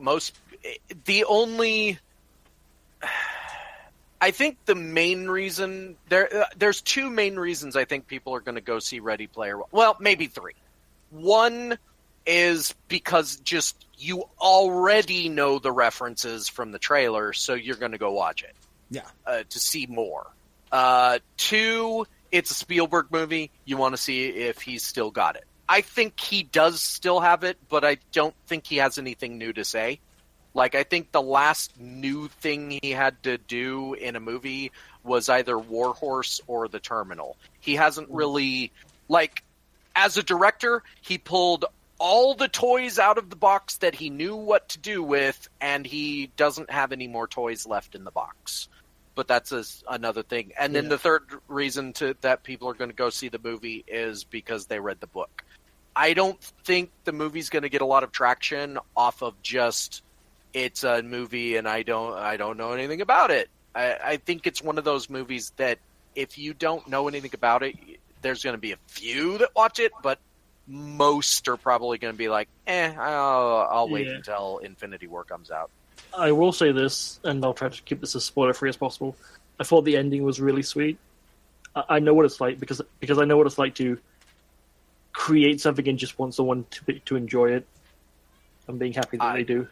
I'd agree with that. You know, I do want to touch on one thing before we end the podcast. I know we're getting a bit long in the tooth here, so we should probably wrap it up soon. But I was reading GameStop magazine. I'm sorry. I misspoke. Game Informer. I always get those names mixed up because it's totally not owned by GameStop at all. Yeah, I was going to say it's owned by GameStop, so they put GameStop magazine. They put out a list of the top 300 games to ever exist. And this is why you're wrong, GameStop. This is why you're wrong.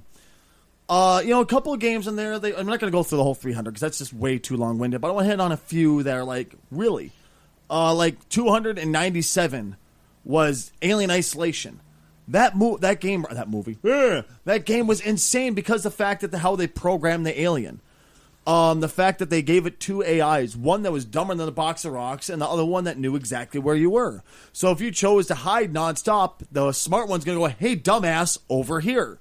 It was brilliant how they programmed that whole game. You're talking about the robots versus the alien? The robots versus the alien. No, you play Ripley's... Two AIs. Oh, two AIs within the alien itself.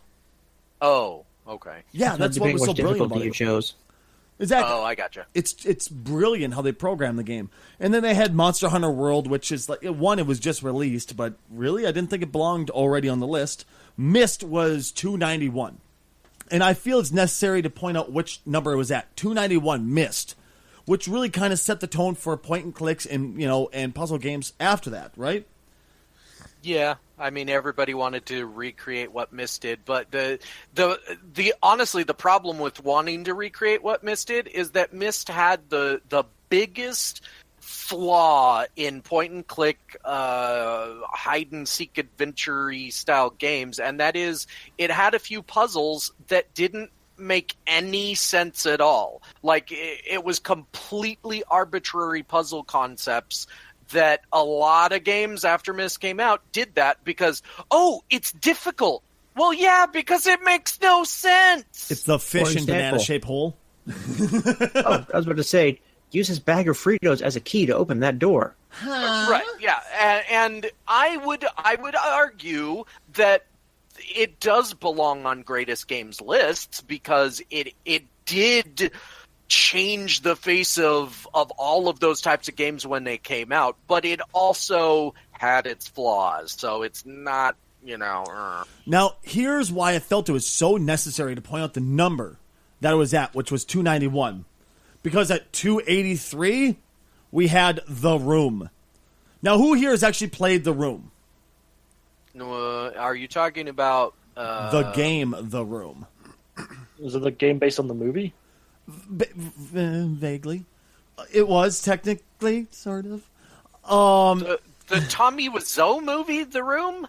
But they made the game called The Room, basically where you have to go through different rooms and try not to get killed while you're in there and find out which one's a safe one by taking off your boot and chucking in there and shit like that. That's not based on the movie. I thought it was. Okay. I thought you meant the little... Half Dead. I thought you were talking about the little 8-bit game that they made out of The Room. Yeah, okay. no, and I there's also Silent Hill, The Room. So there's lots of games that are called The Room. So it's like I thought that was half dead. Okay, I got the two confused. You know what? I'm just gonna go stop talking about this. I got it confused. I apologize, guys. But not fucking Star Wars Battlefront 2, the fucking DLC fest, right? 273. Why the fuck is this on the list in general? Holy fucking shit. Well, it's actually a solid video game as far as like the mechanics. The only problem with it, of course, as you brought up, is, yeah, you need to pay $5 just to even start the darn game. Yeah, because microtransactions out the wazoo and back in again. Right, dude? I mean, it's like 300 games? They need some space fillers there. I suppose. Exactly. Shovel Knight was 261, which was a fantastic game. I don't know if it's necessarily groundbreaking, though. It should be higher than that. I would agree it should be higher than that. It wasn't groundbreaking, but it proved that you can still make an older style game really good and improve upon it. I agree with that. It improved on all the mechanics that it was nostalgia-ing. True. Yes, that's the word I just used. Nostalgia-ing. Bubble Bobble was 259, and I don't disagree. It was a fantastic game. It was amazing for its era. Fine. It kicked ass in the era, dude. Limbo was 250. A fantastic fucking game. This one that blew my mind, though, was Space Invaders. The one that created the difficulty scale and how, and really... Bum, bum, bum, bum, bum, bum, bum, bum. Right? Bum, bum, bum, Which bum, bum, was bum, fucking bum, bum, hilarious bum, bum, bum, bum, bum, bum, bum, bum. that No! Space Invaders created the difficulty scale by realistically a pure glitch because of hardware latency. The hardware couldn't handle all the sprites on the screen at time, so as you killed them, they moved faster, and that was the difficulty scale. So the further you got into the level, the harder it got. That was 245. The game that... Go ahead. The irony there is that in later iterations, in, whatever, they modified it so that it wasn't just a glitch, it was actually part of the game. Yeah. But, I mean, still, at the same time, that's really what created the whole thought of difficulty scales and brought it into the modern day, and I thought it was amazing. And having it at 245. 245 seems a bit low. 250 was Limbo. Castlevania was 234. That seems... I'm not a Castlevania fan at all. But how the hell can you put that low on the list of a game that really defined the genre of Castle? You're talking about all the low games. Go up the list a bit. Start giving us some ones and tens. The problem is there's so many good ones on the bottom, which I'm going. I get that, but you have to give us some context. Give us the ones and the tens and. I'm going to say something real quick. 211 Binding of Isaac. Argue, please. Again, I need context. What's above it? It's hard to say. It's hard to go higher without listing some as we go along in the lower numbers. Yeah, I mean, just give some context, Stacy. It's hard not to. 157, Dark Souls 2. Portal 2, 147, which belongs there, but it belongs much higher because it's so good. The Walking Dead, the Telltale at 150. Lol, no. Right? I'm not a huge. Have they played it? Have they not had the game crash multiple times while playing it? Right, dude? Pac-Man is at 144, where easily, I would say Space Invaders belongs above it, just because of the fact that it created the difficulty scale. Pong is at 136, which I, once again, think it should be higher because it was the first true video game. Okay. I agree with Pong where it is, because it's got no depth at all. I would put Pong at 150 because it is just Pong. I agree that it belongs on a list of greatest games of all time because it was the first game, but I would, on any list ever, any list, I would put it literally in the midpoint just because it deserves to be there. But it doesn't deserve to be that high because, like Rad said, it doesn't have a lot of content. I mean, it's just ping pong at the end of the day. True, but it's just the fact that it was the very first video game. Yeah. That's what made it so amazing. Yeah, but that's why I'd put it at the midpoint of any list. Just because Pong is the first mainstream, blew up the market video game. There were ones earlier than that. PUBG, PlayerUnknown Battleground at 125. Why the hell? I totally disagree with that. Right? if this list was made last year, PUBG would be at 50, but it's dropping. Yeah, if this list was made about 2 years ago, they would have put that same number at what was DayZ or H1Z1 or whatever PUBG replaced. In fact, let me guess, Fortnite is up at the top. Oh, we'll get to it. BioShock Infinite at 117. Are you shitting me? It's a great game, but it's not a BioShock. That's the problem. No. In fact, BioShock Infinite I wouldn't put on the list at all. I'd put BioShock on there, the first one, but not BioShock Infinite. See, a lot of people hate me because I thought the second one was just as good as the first one, but I'm willing to take the hate because everybody hates me for my opinions. Dark Souls at 102. Dark Souls does belong on a list because nobody had done Dark Souls before. Mm-hmm. I mean, you could technically argue maybe Demon Souls over Dark Souls since it did it first, but it I wasn't think a hit. Dark Souls perfected exactly the whatever, you know. And in fact, well, maybe they did put Bloodborne on there higher, but dude, I don't know. Diablo 3 was above Diablo 2.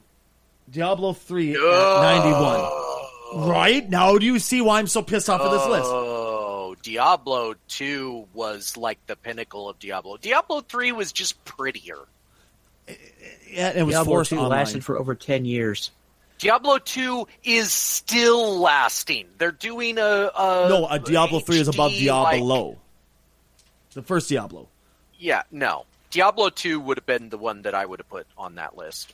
I wouldn't have put Diablo 1 or Diablo 3. I would have put Diablo 2 because it did everything right, and it, like Rad said, it continues to exist and last. Earthbound at 87. It belongs in the list, and I think it's at a pretty good spot. I really do. Yeah, I would agree with that. I say everybody knows I have a huge love affair with that game. I think it belongs there. Let's see. There's a couple of ones where I kind of stopped and went, wait a second, what? Final Fantasy VII at 80. Me, because of my love affair with the game and the fact that it was the first game to make me cry, I feel it should be higher. But from a non-objective point of view, that's right where it belongs. It was a great game. It belongs in the top 300 for sure, and definitely in the top 100. I am going to agree, because even though I am of a different opinion about that game, I think it's overhyped and all that other stuff. Mm-hmm. I do agree it deserves to be on the list, and I think that's a good place for it. Baldur's Gate 2 was at 64 above Final Fantasy VII. That one I kind of stopped and go, wait a second, what? NHL 94 at 63. Yep. What? I can't opinionize any sports games because I don't really follow them, but there are a lot of, for those that like sports games, some of them are better than others, and maybe that one is one of them. I don't know. It's just a sports game, just like every other sports game is just a copy of itself. Final Fantasy is just an RPG. Exactly. No, there's totally difference though. There's a massive difference. You can't discount an entire genre just because you don't like it. No, I don't. I love football games. I love them, but they're just a football game. They're literally nothing more than a copy of itself. Because you can't change. With Final Fantasies, at least you can change the game, put a different storyline in it, put different characters in it, truly different characters, different powers, stuff like that. That's not what this is about. It's about if you're playing, like, for instance, if you played the first Madden versus the 41st Madden. I don't know how many of them there are. I literally no idea, bud. There are certain landmark achievements in those games, and maybe this is what that is for NHL. Like I said, I can't really opinion it because it's a sports game and I don't play any of them. I think NHL 94 was the first one to be in the 16-bit era. I may be wrong about that. First one on Super Nintendo or Genesis / Mega Drive. I would argue that could be it. That part of it, and again, I haven't played it, but it might, if it was the SNES era, it was probably one of the first games that did a season of NFL or NHL that was like a real season.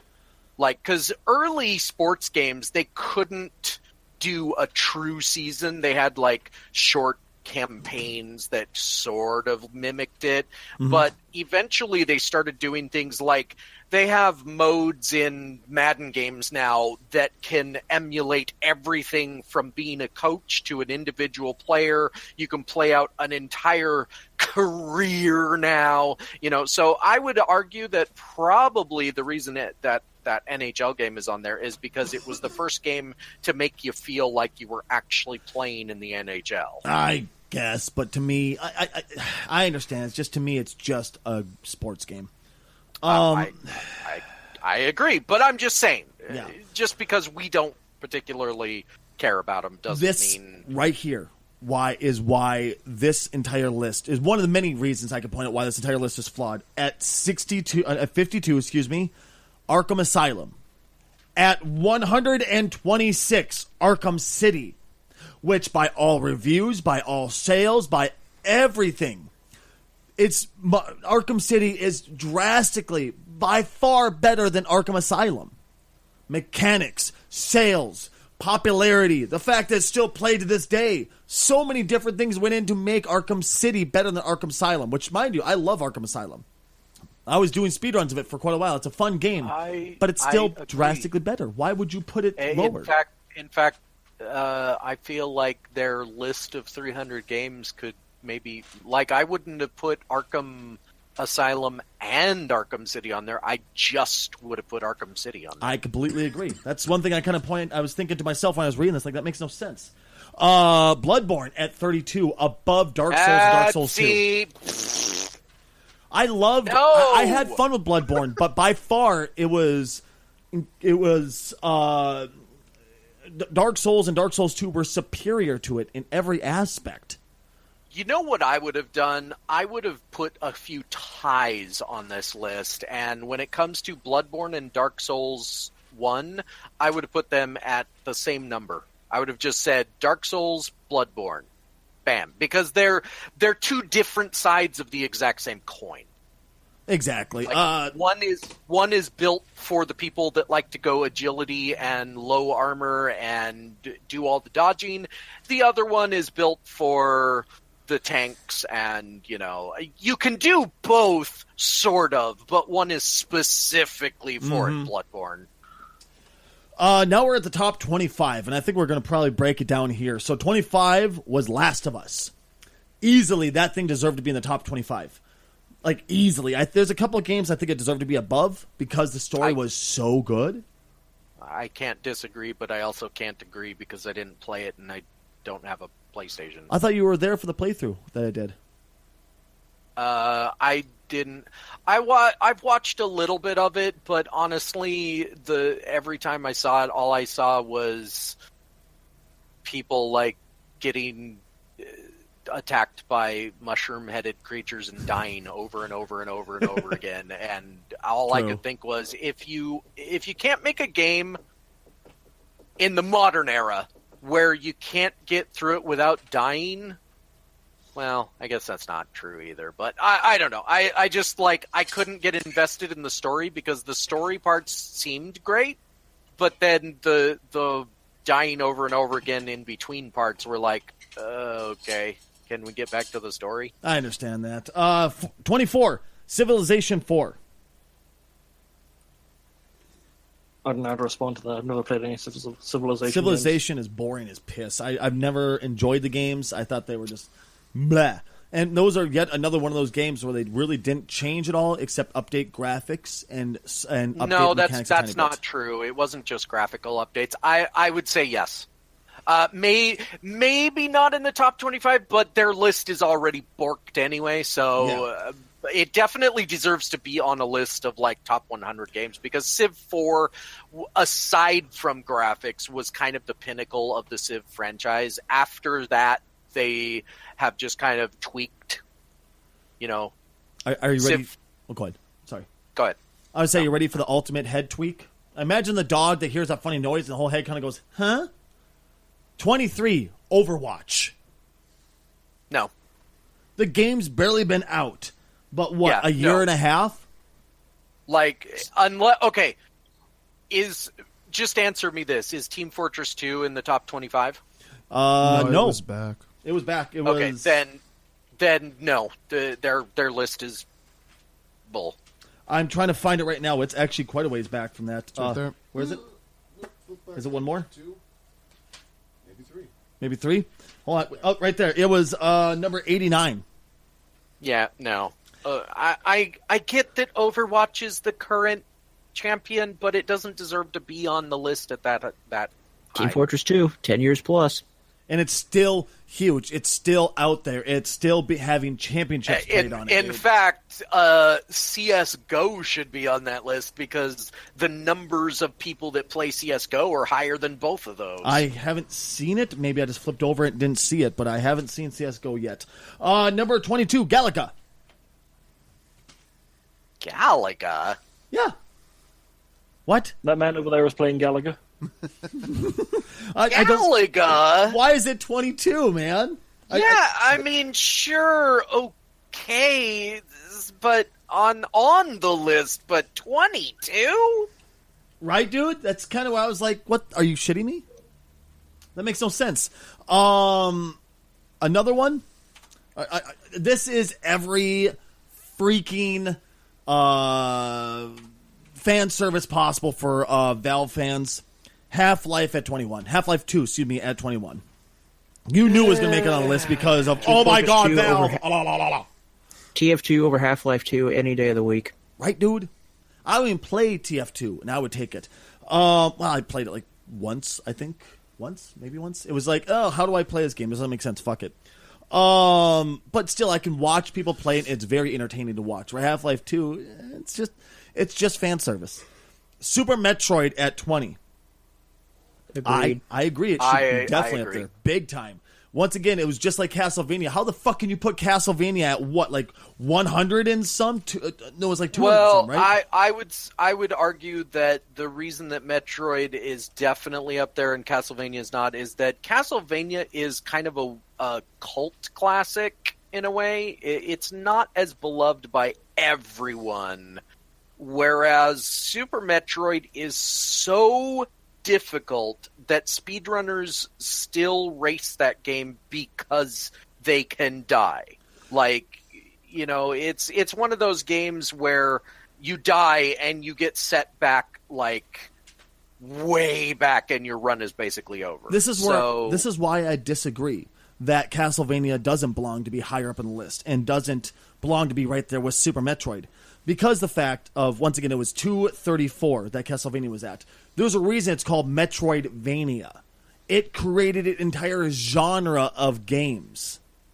I would clarify the Castlevania entry by saying Castlevania was good, but the sequels were better.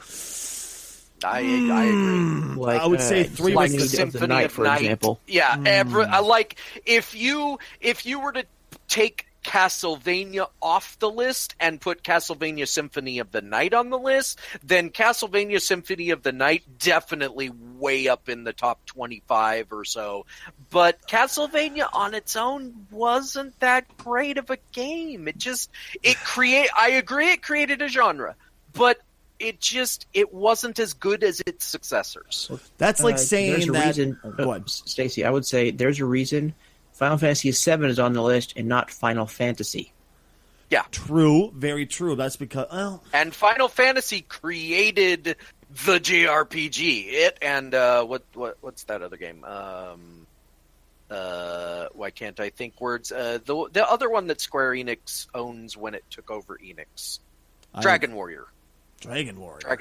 Dragon Warrior or Dragon Dynasty Quest. Warrior, you mean? Or Dragon Warrior? No. Dragon Warrior or... in America, Dragon Quest or Dragon Quest. Okay, yes.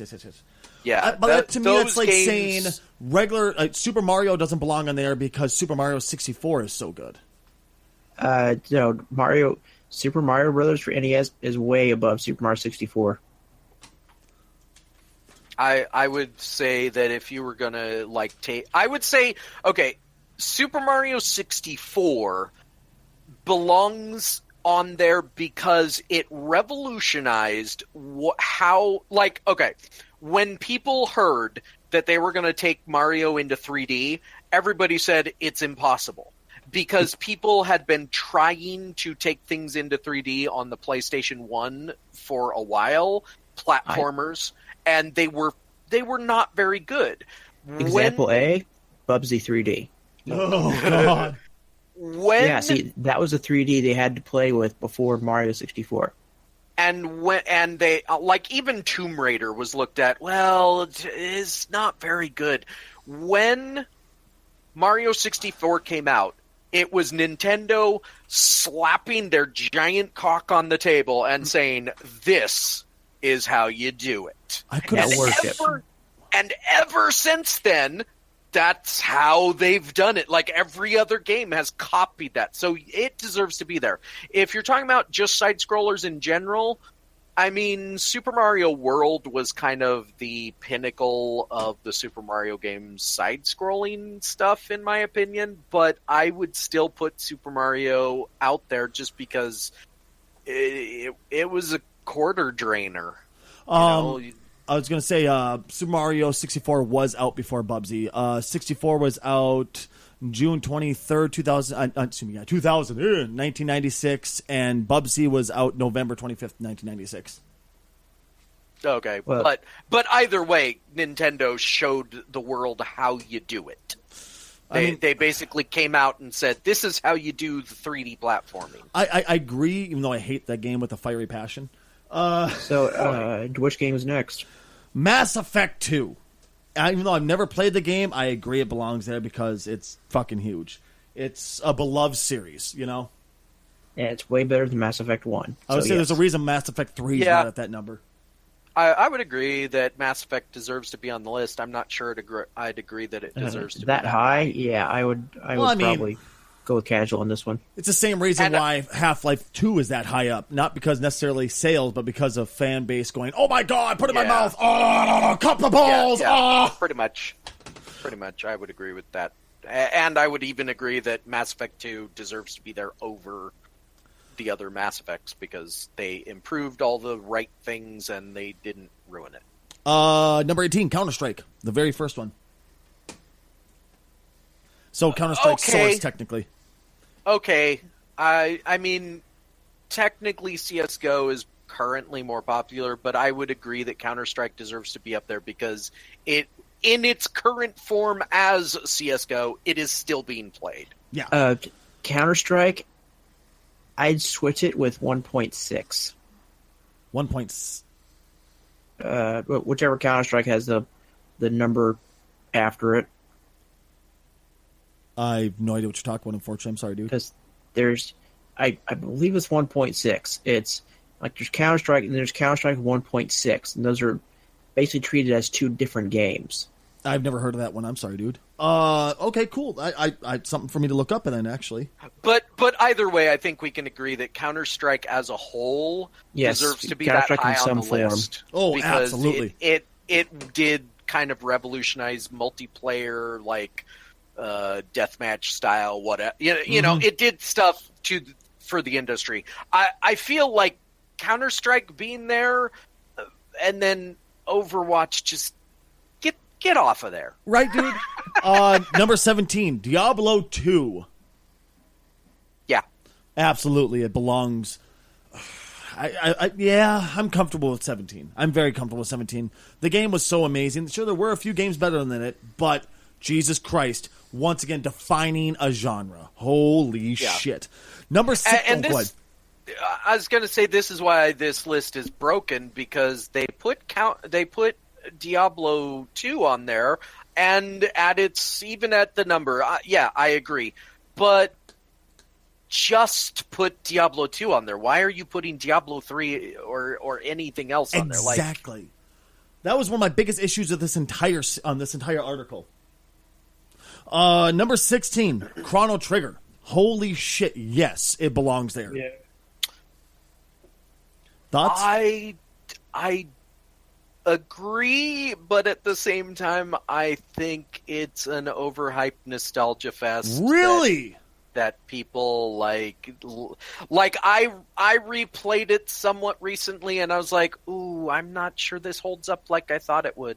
Really? But at the same time, I agree it belongs on the list and pretty high up. See, I did a blind playthrough of it on stream, and it blew my fucking mind. It brought emotions out. I thought it was awesome. It twisted my brain. Yeah, it did. It did things that were original that even today they still don't do, like multiple endings and new game pluses. I know new game plus wasn't original to that game, but or to gaming in general, but like it did a lot of unique things. So like I said, I agree, but at the same time, I think there's a lot of nostalgia. Number 15, BioShock. Yes. I was about to say absolutely. I still disagree. I think BioShock Infinite should be swapped out with BioShock 2 because BioShock Infinite just wasn't a BioShock game. It was a great game, but it just wasn't BioShock. I would agree with that, but at the same time, I would also say that I don't think any of the BioShocks except BioShock 1 should be on the list. I do not disagree. It should just be BioShock. Number 14, Super Street Fighter 2 Turbo. Oh, good grief. That's a whole can of worms because which one do you pick? Exactly, but they said specifically that one. But not that high. Yep. There's even a new one like coming out soon, like in the 30th anniversary Street Fighter. They are releasing in that game. There's a new version of Street Fighter 2. Like, what the hell? See, how many of these are we gonna get? I say I do like the game. I thought it was great because it's still played competitively to this day. Yes. But once again, there's so many different fucking versions. How can you say this one belongs but this one doesn't kind of shit? You know what I mean? I would say that the reason Street Fighter 2 Turbo belongs as Street Fighter 2 Turbo is that's the one that was I still remember to this day, like, the lines for that game in the arcade. Mm-hmm. Like, there were literal lines of people like, I'm next, I'm next, I'm next. And that specific version was the one that caused all the stuff. And I want to say it was because that was the one that allowed you to play the bad guys. I believe so. Honestly, I can't remember. All right, and number 13, Doom. Yeah. It was the first, it was the greatest, it's what got you to fall in love with the concept of Doom. Yes. I want to say the newest one was a great addition. I don't know if it necessarily is better than the very first one. I don't think so. I'm glad they didn't put Doom 3 on here, because fucking hell, Doom 3, as much as I loved it, was a bit fucking weird, let's face it.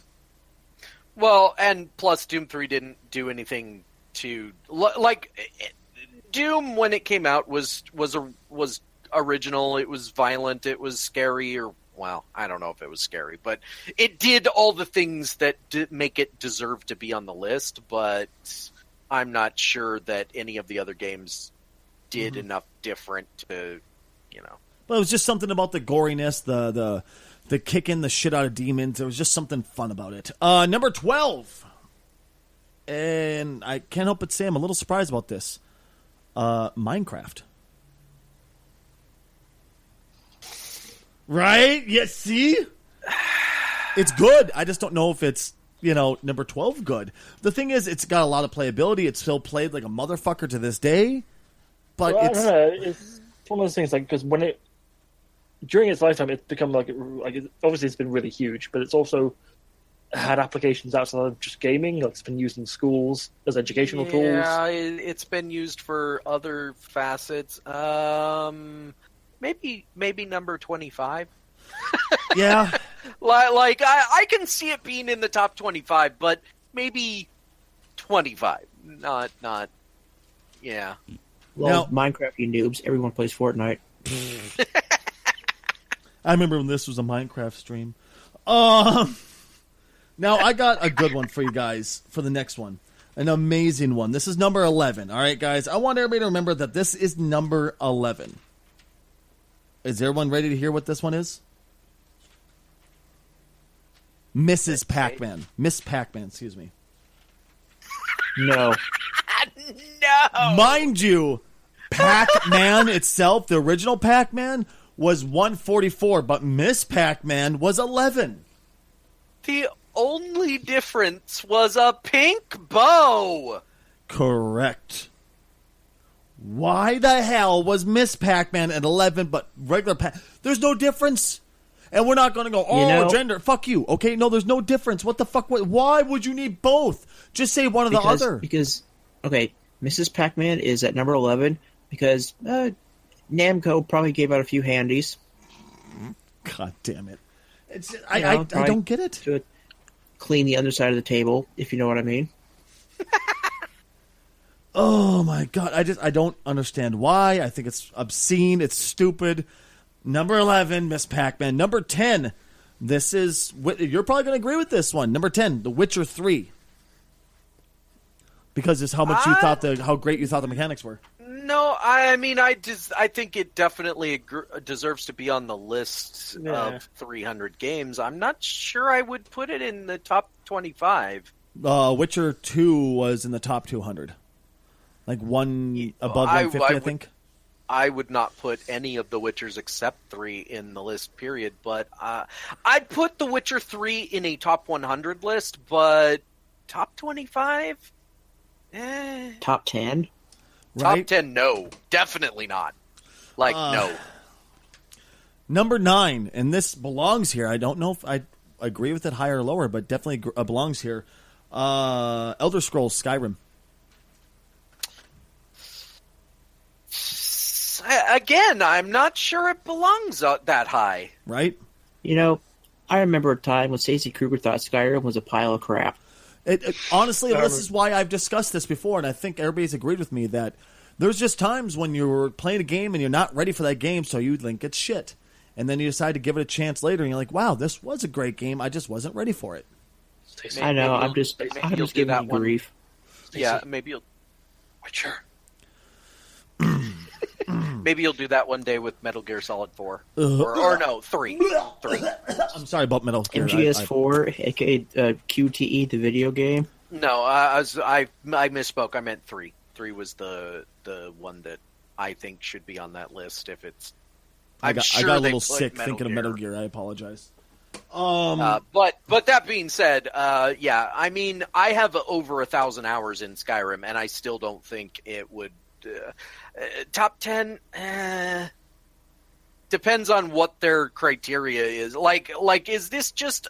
That's the other thing. Like, when they make these kinds of lists, a lot of times they put, this is our criteria for it. But if they don't have a criteria, then it's just opinions of whoever wrote the article. Yeah, I could maybe see top 10 in a much, much shorter list.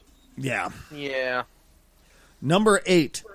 This one, how the hell did this make it on here? Number 8, Red Dead Redemption, was above... because that is one of the greatest open world games that has been made in our time. Oh. The story is amazing. The mechanics, well, okay, the mechanics are a little bit older now, but that game is the template for how people should make open world games. And even Rockstar with GTA 5 and stuff has not followed the template properly, and I wish more games would. See, I played it, and I thought it was one of the worst games I've ever played in my entire life, and I got rid of it immediately. I played it, I think, for a day, and I got rid of it. I sold it to a buddy because I thought it was shit. It wasn't fun. The mechanics were broken to the point where I was getting launched in the air when I was trying to ride on the carriage, with the horse-drawn carriage. Like, I was riding it, the wagon, whatever, and legitimately, I was getting launched into space because the mechanics were so broken. There were a couple of those. Did you get the game when it first came out? No. I got it probably close to 3 years afterwards. The other question is, did you get it updated? Oh yeah, I was on the console. It updated before I played it. Okay. Well, I have heard people that had problems with it, but overall, that game definitely deserves to be in the top 10 of any. No, I think it doesn't deserve to be in the top 50. The fact that I was finding women who the game glitched donkeys into women. men into bobcats. It was just weird. The whole game was fucked. See, I only had that experience when I played it on PS Now, but when I played my own game, like when I played it on, because I think that was a PlayStation 3 era. Yep. Yeah, it was. Yeah, when I played it on the PlayStation 3, when I had it on disc. Yes, back before I became PC centric. I didn't have those same problems. The only glitch I ever experienced was floating crates, which was a thing. Some areas you'd walk into, and basically the set pieces were not on the ground. Jesus. Like not floating a little bit, but like 10 feet in the air. But other than that, I didn't experience the same glitches some people did. But that being said, outside of glitch-based stuff, the game overall is just one of the best examples of how to do an open world game. Like, it has constant content, it's big, and they have taken lessons, like The Witcher 3 borrows lessons from it, so does GTA 5, but they haven't done the same thing. I don't know. I would say Skyrim is a better open world game than Red Dead Redemption, but that's just my personal opinion. Skyrim has a lot of glitches too. Yeah, but the difference is you just don't go flying off into the sky when you get on a horse for no good reason. Okay, so what's number 7? Rad's just like, shut up, boys. Number 7. How the fuck did this make it on this list, especially this high up? Call of Duty 4 Modern Warfare. Because people love Call of Duty. It was a cultural phenomenon. I can get Call of Duty 3 Black Ops. I can totally understand No. You're misunderstanding that list. Call of Duty 3 Black Ops, that's not Call of Duty. Call of Duty 4 is before Call of Duty Black Ops. What? Call of Duty 4... Okay, so the Call of Duty franchise was a World War II-based game until Call of Duty 4, where it changed to Modern Warfare. Then Modern Warfare spun off into its own franchise and made Modern Warfare 2, Modern Warfare 3, Black Ops. Black Ops spun off into its own thing with Vietnam things. It's really hard you have to do some research, but basically Call of Duty Modern Warfare, like Rad said, it was a game changer for multiplayer stuff. It's kind of like how Halo probably should belong on that list. I guess. I just don't... it was on the list, but it was really far down. I just don't think it belongs at number 7, especially when, once again, there's been so many of them. 7's way too high. Yeah, that is way too 30 high. spots. But I have to say that, yes, Call of Duty Modern Warfare belongs on the list for sure. Number 6, Final Fantasy 6. I think 7 should be a bit higher up. I don't think 6 should be above 7, but that's once again just because it was the first game to make me cry. I am a huge fan of Final Fantasy 6, and I disagree. Really? With their placement. Final Fantasy 6 is my favorite Final Fantasy game, possibly one of my favorite RPGs of all time, but I don't think it deserves to be in the top 10. Really? If you're talking all-time games ever, just in general, I don't think any of the Final Fantasies deserve to be in the top 10 of this big of a list. Final Fantasy 6 is top 25. Yes, I would say absolutely. 10 and 7 belong in the top 25. 6 belongs in the top 25. 10 was amazing. 10's story was so heartbreaking. It's not always just about story, though. It's about, in this kind of list, it's not just about the story. It's about how the game, affects gaming in general. And I agree that 7 deserves to be in 25. I also agree that 6 deserves to be in 25 because it did so many things for the genre in general. In fact, before 7 came out, they were actually when they were still working with Nintendo, they made a 3D demo of Final Fantasy VI characters, and everybody flipped out because they were like, "Oh my god, we're going to get a 6 too!" And that was also one of the first times that Square Enix probably said, "Wait, we can make direct sequels to these Final Fantasy games?" I would say the reason 10 belongs in the top 25 is this. It was the last great Final Fantasy. It was the last one to be amazing, the last one to have that amazing gameplay, the last one to have actually good gameplay and battle mechanics and also leveling systems until 15 hit. Disagree with that.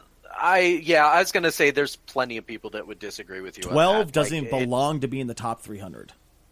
Now that it's 13. I disagree. 12 belongs to the top 25. No question. What does? 12. No, not even close. Yes, it fucking does. No, it doesn't. That's like one of the worst ones ever made. It's one of the best not. ones. No, God, no, there's nothing good about it.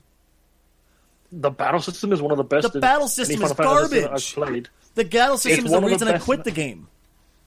The battle system is one of the reasons I love the game. Oh, God, it's awful. It's at this point we realize, why didn't we start with this topic? I'm sorry, there's nothing good about 12. I'm glad it didn't make it on the list. Like, it wasn't even in the top 300. It's okay to be wrong, guys. It's definitely okay to be wrong, especially on that one. Number 5. It is okay for you to be wrong, Stacey. It's okay for you guys to be wrong, too. I'm so glad it didn't make it into the top 300, and 7 did. All right, yeah. Number 5. Isn't this category supposed to be us wondering why they made such a shitty list? Exactly. One of the reasons is 12 isn't in one top 10. No, it's because of 10 not being in the top 25. It's because this list was made by GameStop. Yeah. Once again, you guys are wrong. 12 will never be in the top 300. Number 5. There's a great reason for it. Number 5, World of Warcraft. Definitely belongs in the top 25. It belongs in the top 10 easily.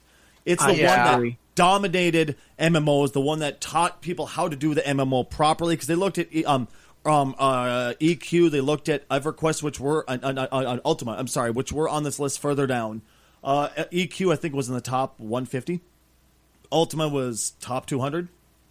And said, that's nice, but we're going to improve on it and dominate it and show why you guys were terrible at it and why we're better at it.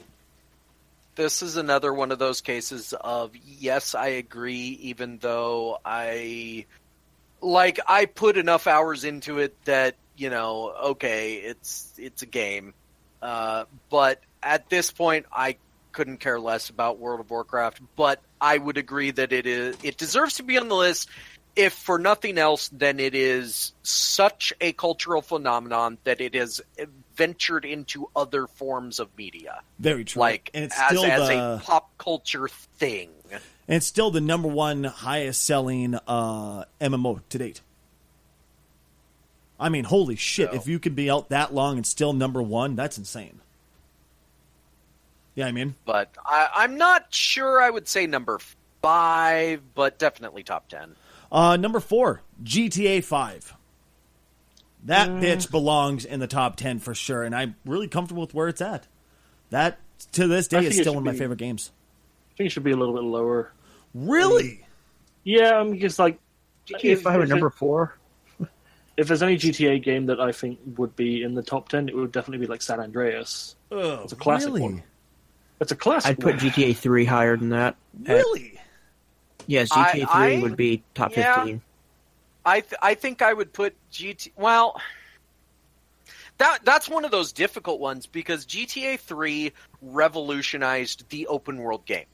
It essentially cemented a genre that had existed before, but nobody had a term for it until GTA 3 came out, and then they had to come up with a term for it, and they started calling it open world. GTA 5 just kind of perfected it. I agree, GTA 5 is a great game, but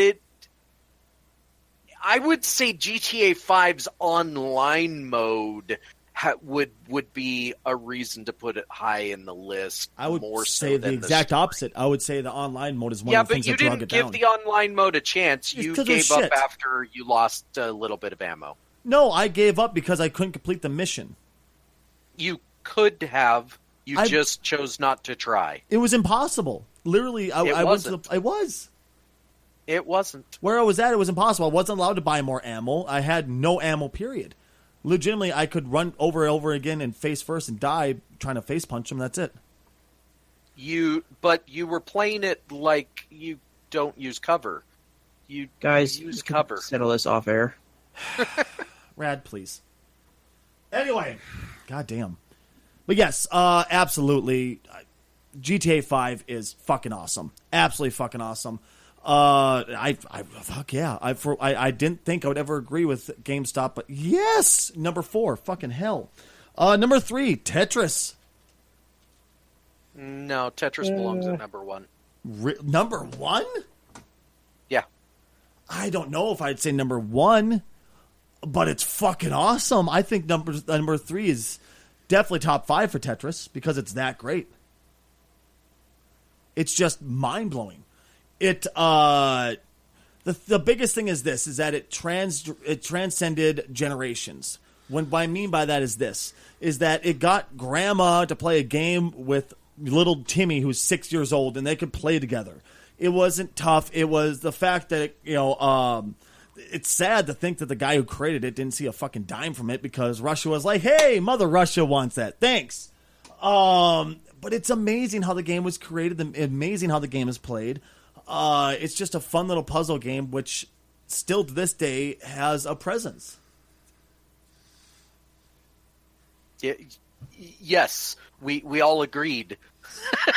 Well, no. the only. I guess I just kind of put up my point as hoping people would discuss it, but okay, never mind. Fuck it. There's nothing to discuss on that one. We all agree. Yeah, Tetris belongs in the top 3 of any list. I was hoping one person would win off my Mother Russia joke, but okay. Number 2, Super Mario 3. No. Why would that be above Super Mario? Super Mario World, excuse me. I kind of agree. Like Super Mario World was. I mean, if this were like this is the best NES Super Mario, yeah. But if we're making a list of all the best and we're putting Super Mario World was better than Super Mario 3. Tighter controls, better overall world design. Yep. Just overall better.